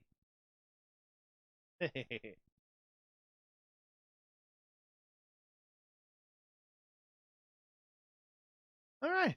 Yeah, good show. Okay, what was with all of you people tonight? You guys are nuts. Crazy nuts. You guys blew me up. I couldn't even concentrate. Thank you. Honestly, thank you. It meant a lot.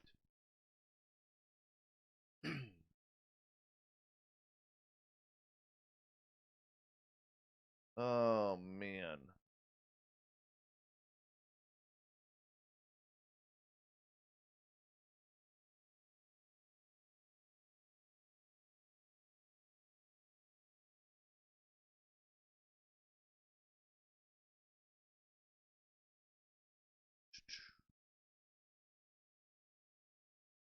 Hi, Spicy Pencil on Twitter. I am Dave. There we go. And we'll move that over here. We're going to have to download the show here. All right, people. I will be right back. I know there's 130 of you. And I think what we're going to start doing here when I get back while I'm doing the editing, we'll start taking some questions from you guys just to see what's going on. I'll be right back.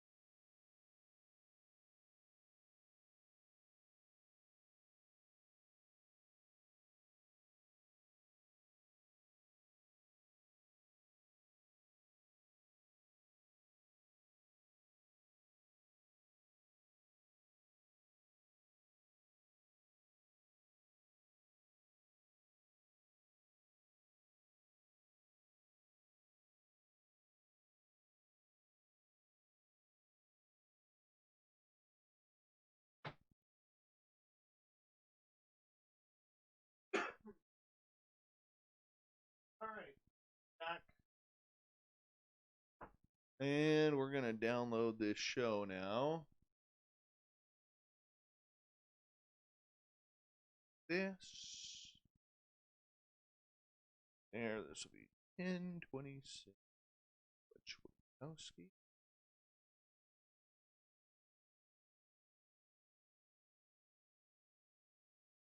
26. Ooh. X.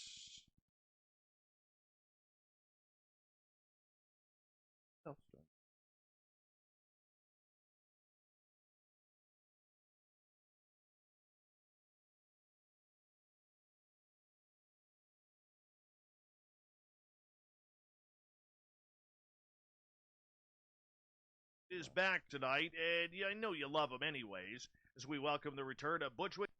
Destroy them or get them out of the group, and then they want to take over, which happens quite a bit. But it's just jealousy. I mean, around Pennsylvania, that investigated in Pennsylvania, and Big guy.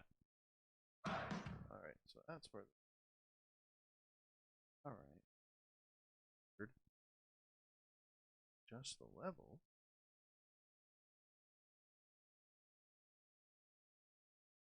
Strange.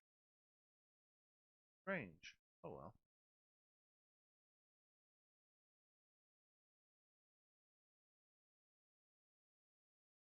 Weird. Oh well. Figure it out. Any hoodles. Dropbox. I'll be with you guys. Be able to view the chat room here in 2 seconds. Transfer. All right. So first half.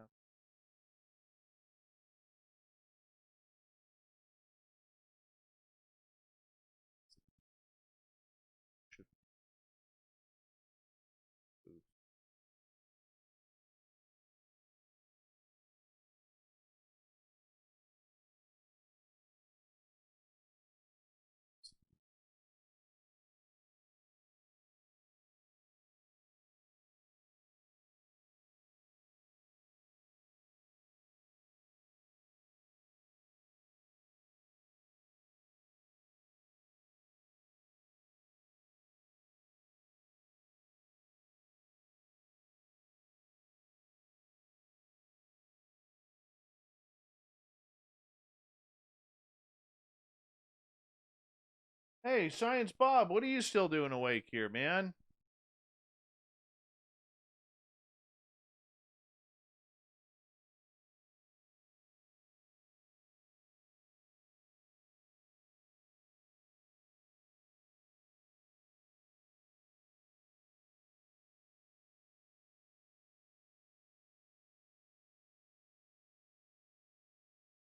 You guys are absolutely incredible, honestly.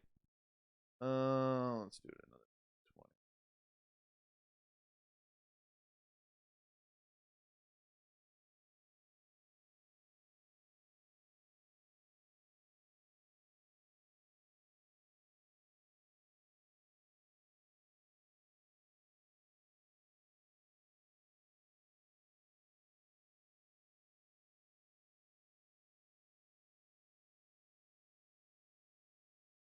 That. All right, that looks good. There we go. How we're looking. Put that in there. Throw. Oh.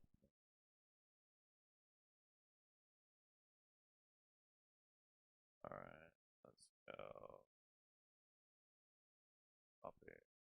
Paste.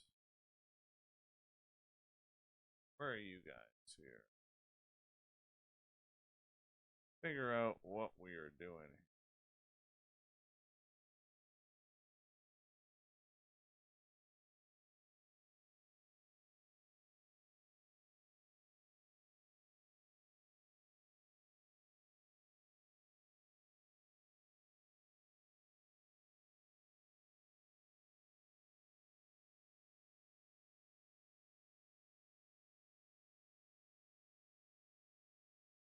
All right, where are you guys? Oh, there you are. Hi, Zoe Buttercup, with the cutest smile. Hello. Hi, Don. Butch is gone for the night. He's been gone for like 41 minutes. Cute little Zoe Buttercup. And you stay a while.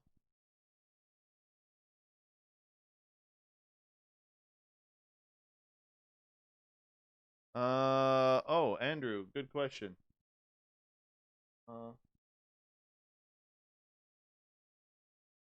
That's fine, Corn's the booking guy.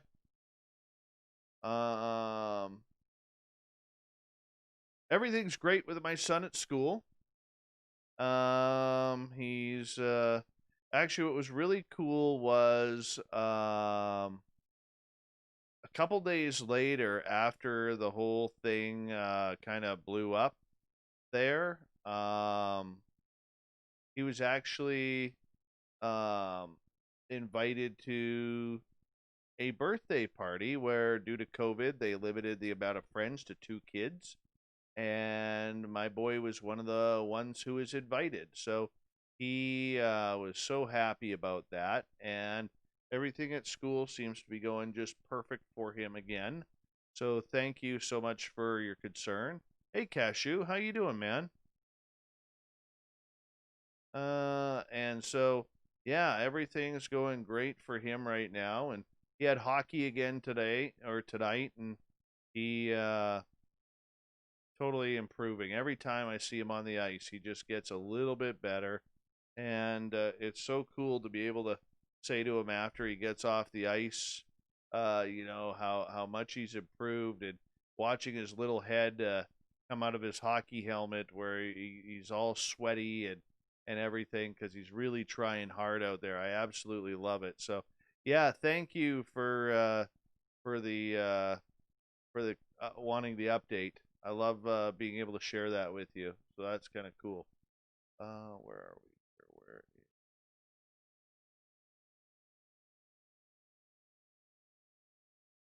All right. So, yeah, no, everything's really cool there.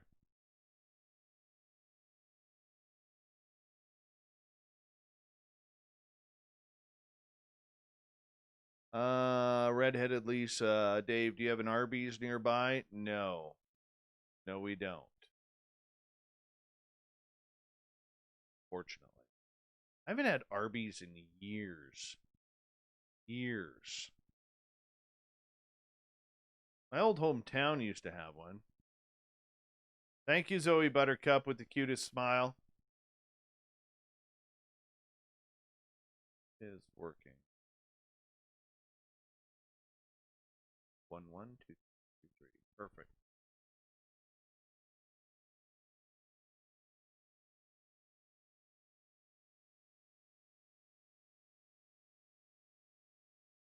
No Taco Bell, no Arby's, no McDonald's, no Wendy's, no KFC. All the good grease is nowhere to be found. But we do have a really good burger joint here. And all they serve is burgers and poutine. Fantastic.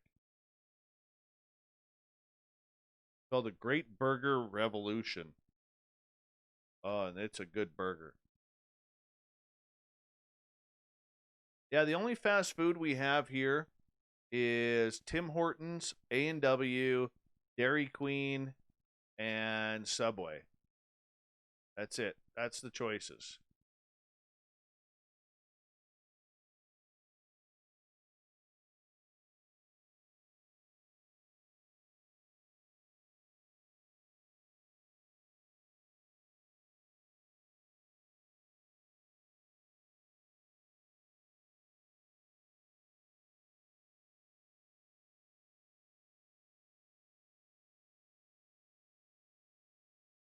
What I miss, though, I miss the KFC and Wendy's spicy chicken burgers. That's what I miss.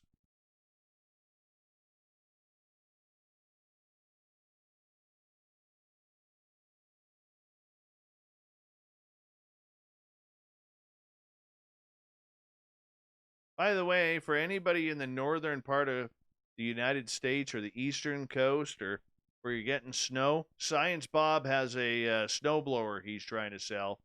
So if you need a snowblower, hit up Science Bob. Because he doesn't need a snowblower in Alabama, that's for sure.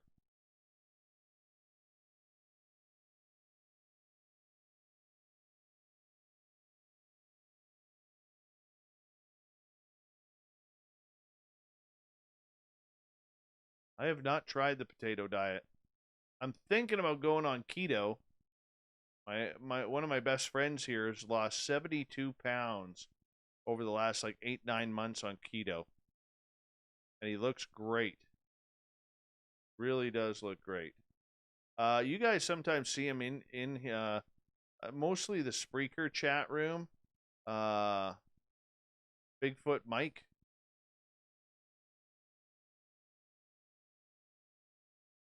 Yeah, he's lost 72 pounds off of keto.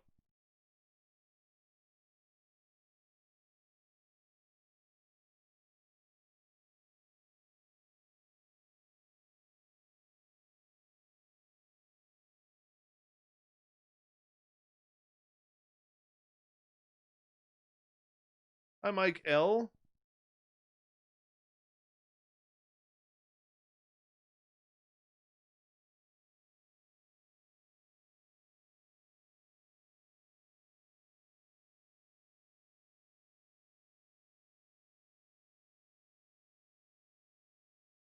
I don't get that. If I go on kept, I'll send you a skirt to wear also. I'm not wearing a skirt, man. Why would you want that? Why would you want that? Grandma Rose isn't going to like that kind of talk. No.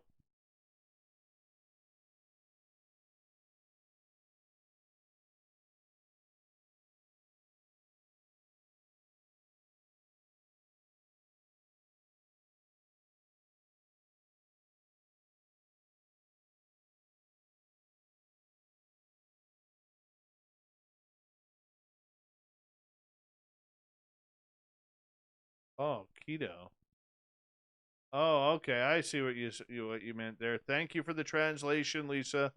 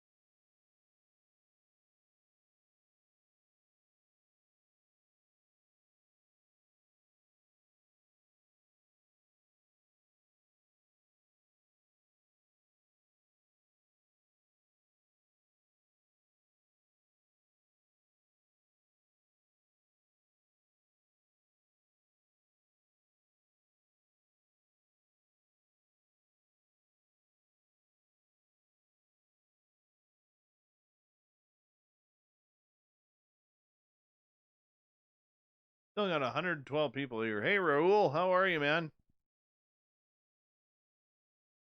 Hi, Eva.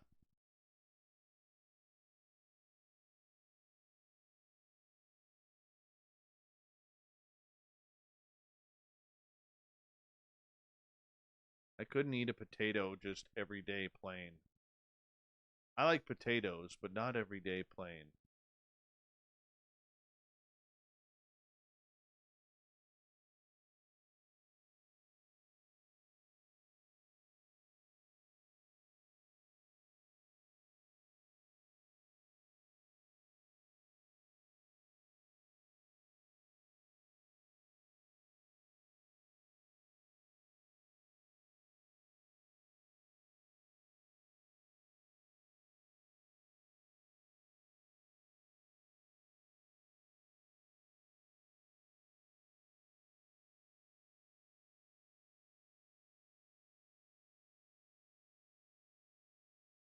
All right, there's. All right, it's time to get your verification codes ready, people. Your 6-digit verification codes, because you know it's that time of the night where we have to verify everything that we do.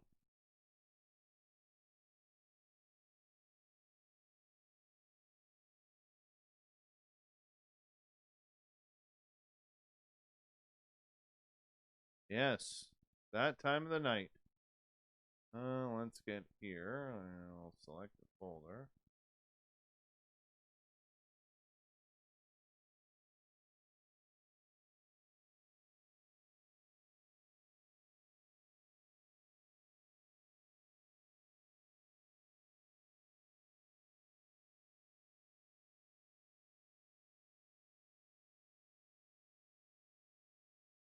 All right, there we go. 592138.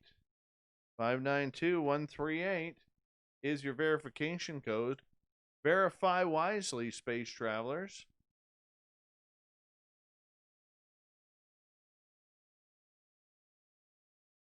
What was that again? 592138.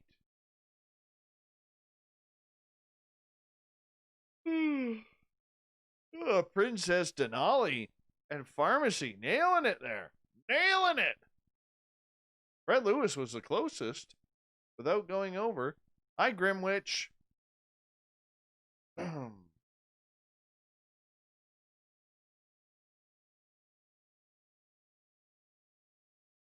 didn't know you were still here, Grimwitch, but thank you so much to both you and FAP for an amazing and an historic night here on Spaced Out Radio, along with the Bigfoot Michigan Rob and Science Bob and Cat Chaser and Chris Moe, Patrick Noble. What am I missing? Brett Lewis. This is just crazy. Just crazy. I love you guys. Thank you. Still absolutely stunned. Stunned. You guys, you got to me. You hit me. You hit me. Made me cry.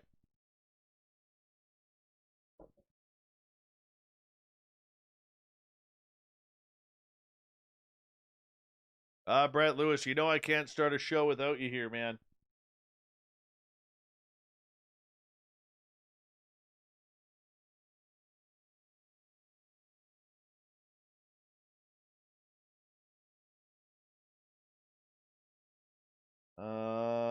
A lot.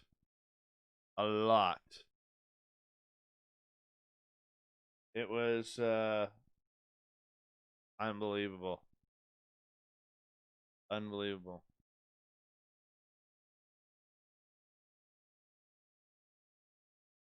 Do do do do do do do do do do. I want to say a big thank you to Rich Giordano, who yesterday had me on as a guest for his show. And we talked for nearly 3 hours, just about everything, and it was so chill and relaxed and so much fun. The total donations in Canadian funds, when everything is translated, because there was 10 pounds, and a lot of you guys are, I think the rest of you are all American, that equal out to 809 Canadian. Now you can see why it shit kicked me. 809 Canadian.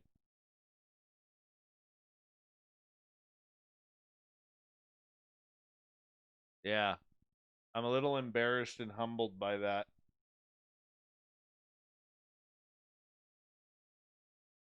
Hi, Sandra. Hi, Sandra. Hi, Sandra. Still don't know why you always want me to say that 3 times. Kind of weird, but it's your thing.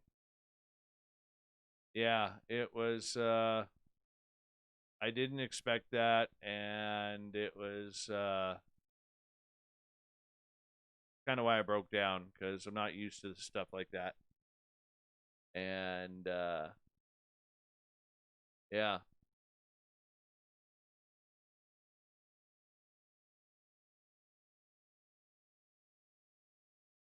Yeah, you guys, yep. I don't know what to say. I haven't figured out how to say it. I mean, thank you. Thank you just doesn't seem like enough. You know?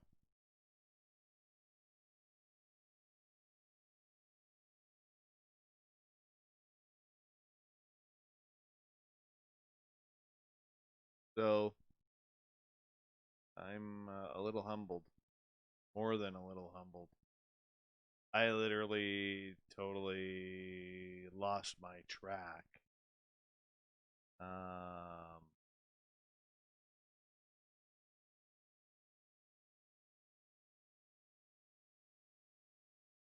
And I just totally didn't know what to do. I didn't know what to do.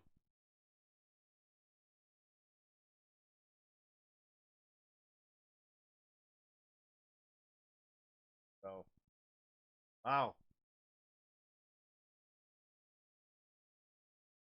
Kind of cool. Freaky and cool at the same time.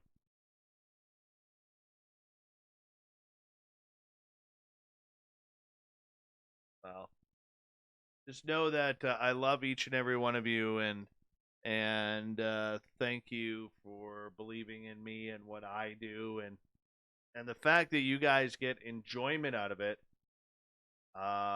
makes it all that much better. Lisa, I will try and get Samantha back on in December or January. Might do another panel of women in ufology. Hello, gorgeous Teresa. Look how beautiful you are. Look how beautiful you are. Anyways, I did this great interview. Probably one of the best ones that I've ever done with Richie G on GoofOn last night.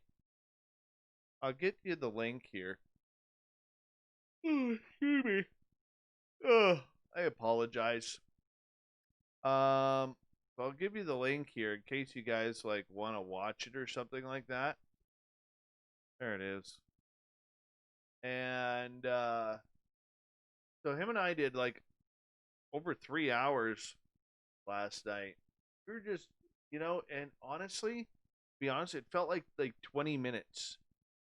And it was just amazing and so much fun. And we talked about a lot of stuff that we don't normally talk about, which is cool.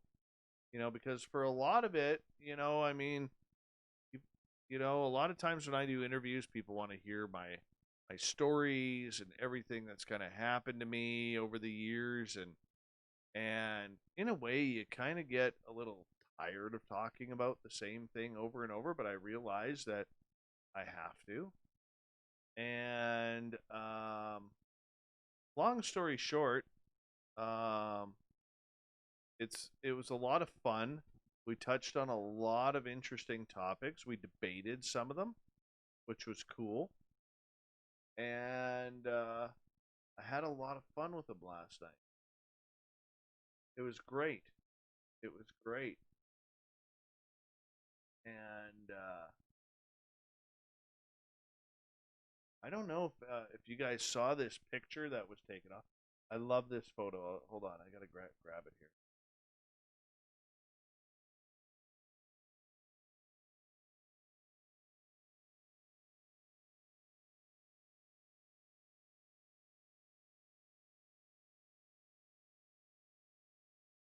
I'll show you this one. This is actually kind of cool.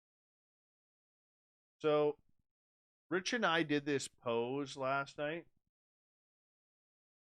Okay, where I got him to look to his left and I looked to my right, because the way he had it screened was that our screens were side by side. And so when he looked left and I looked right, we put our fists up and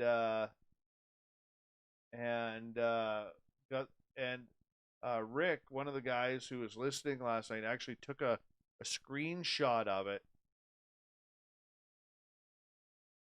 And so I'll show this with you guys because this is pretty awesome.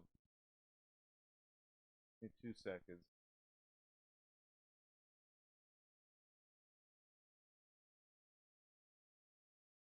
So I ended up putting this on my 2 monitors here. So it's going to look a little weird. You guys are going to be like, well, what's that all about? What?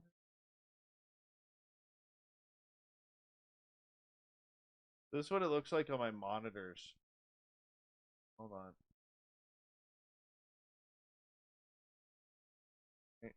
There. That's my new background right there. Richie and I.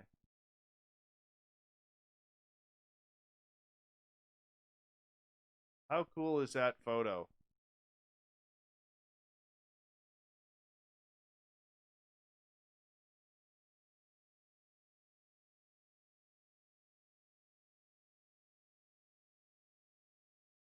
Hold on, you'll see it here momentarily.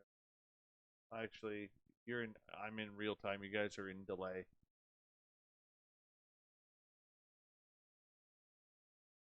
Or maybe I'm behind. Hold on, let me check yeah, I'm behind.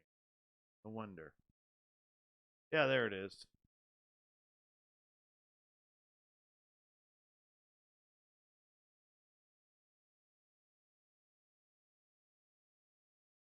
How cool does that look?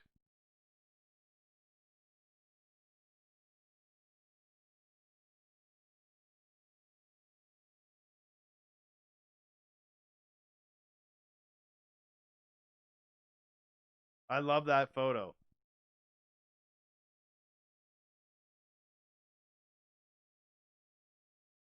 Dave, are you trying to get our women to fantasize and stop putting out for us? No, I'm sorry.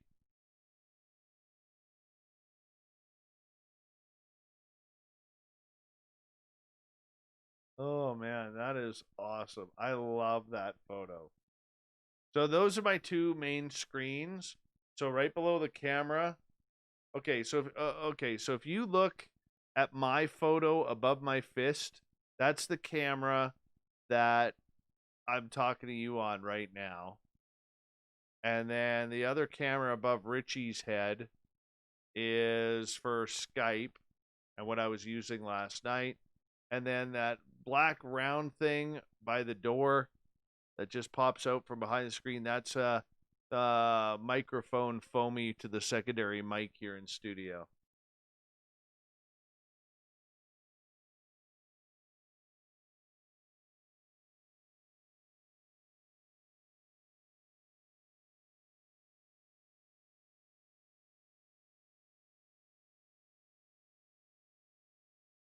So yeah. And you see the picture of my little guy right underneath the computer screen there. He's sneaking in there. Look how cute he looks. Anyways. That's what it's about.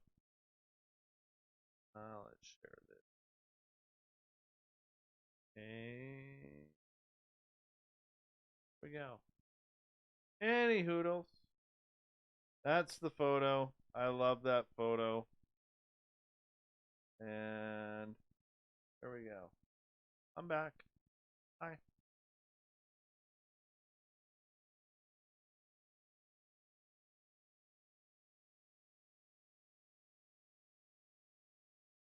What is on the desktop file labeled top secret Dave only? I don't have that file.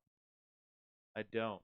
Oh, something really cool is tomorrow, if I got time, I'm going to run down to Sherry's Shirt Shack and we're going to check out the new programs, and hopefully we'll have our new link to our store up on the website within the next couple of days here.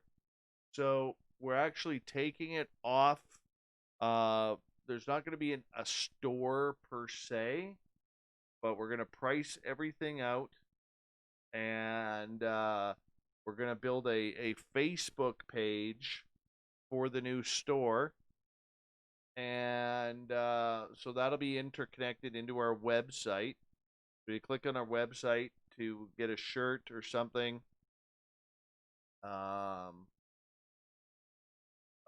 You could just go choose it on the Facebook page, whatever size you want, from extra small to 5XL.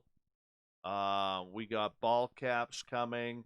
We have hoodies, jackets, sweaters, t-shirts, everything. It's going to be really cool. And I got a couple of really cool ball caps coming out. Excuse me. They're going to be really unique and really special. And I think they'll be good for you if you're into ball caps and stuff like that. So, all the hats are going to be flex fit. So if you got a giant melon like myself or FAP, you'll be able to fit your head in there, no problem. Oh, I just read that too. Get those size 8 caps, Dave, in all order. Oh yeah, dude, they'll be there. They'll be there. We're doing 2 different types of caps. We're doing a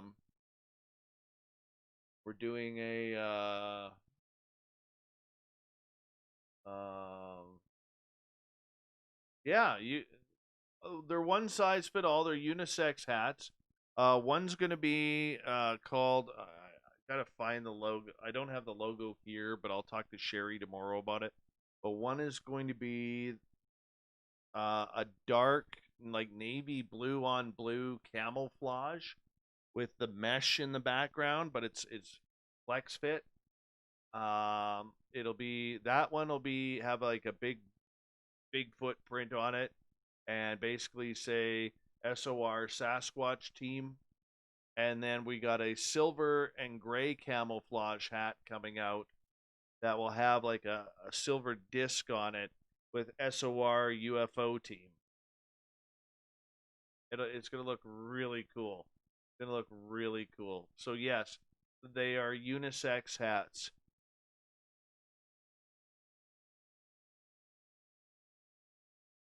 How about a zipper hoodie? Yes, we will have zipper hoodies available. And the real cool part for all of you guys in the U.S., all of our prices are in Canadian dollars. So you'll actually save money. So it'll be cool.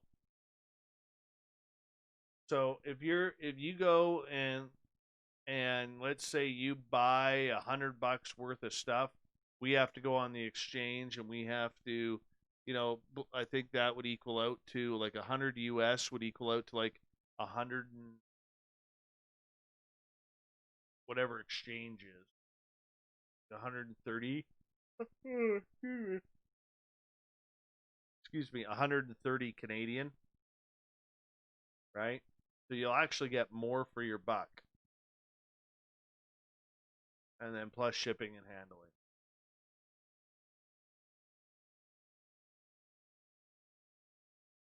Oh, dude, Fapster, don't you worry about the hats because before I get them made, I'm trying them on. Because if my melon can fit in them, your melon can fit in them. Don't worry about that. You're forgetting.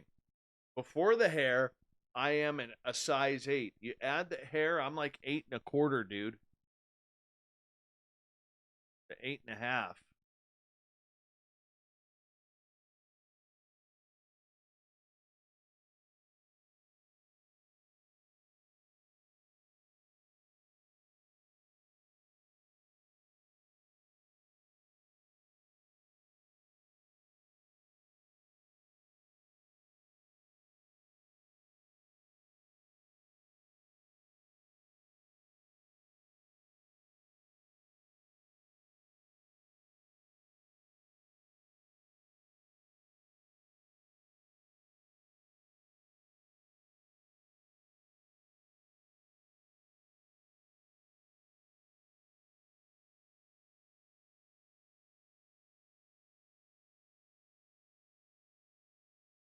Anyways, we're gonna do this tomorrow. I'm gonna head head to bed here as well, because I know a bunch of you are going to be heading off here soon, and I got to be up for work in the morning. But much love to all of you, and thank you so much for the super chats tonight. You guys were absolutely incredible and absolutely stunned me. I appreciate each and every one of you. For giving us an opportunity to earn your listening ears and everything like that. I mean, you guys are phenomenal, absolutely phenomenal, and you make this so much fun each and every night, everyone. And that's why I look forward to it. Tomorrow night, oh, it's all paranormal tomorrow night. Lynn Monet is here. We're talking about her haunted family horrors, haunted house horrors, tomorrow night. So 9 p.m. Pacific, midnight Eastern time, and we'll do it. Excuse me. We'll do it all again tomorrow. Thank you to everybody, especially Science Bob, Chris Moe, Patrick Noble, Grim Witch, Bigfoot Michigan Rob, Fabster, Brett Lewis, and Cat Chaser for the amazing super chat night. I love you all. I love everybody who hit our subscribe button. Before I go, let's make sure we see how many new subscribers we got since our last show, because I like keeping you guys up to date. I believe we were at 9250. We're now at 9261. We've had 11 new followers since the weekend. Let's see here. Let's give a shout out to Matthias Hiltunen, Andy Cowley, J.C. Lancy, Chris Baldry White, Chui T, Noah J. Fawcett. Thank you, everyone, for jumping on in. We were higher than 9250. But, yeah. Hey, we got new subscribers over the weekend. Really appreciate that. Thank you. And we keep going up. The best part about it is, I don't know if we're going to make Spook Cat's challenge, which was 10,000 listeners or 10,000 subscribers by October 31st, and I would have to eat breakfast for dinner in front of all of you guys. I'm going to make a claim that that's not going to happen, and I'm very happy that's not going to happen. And hi, Ross, how you doing, man? Thank you for coming on in. Appreciate it. We got 118 likes out there tonight. Thank you so much. Love you all. We'll talk to you tomorrow night. Lynn Monet is our guest. It's going to be a great night. We'll see you then. Good night.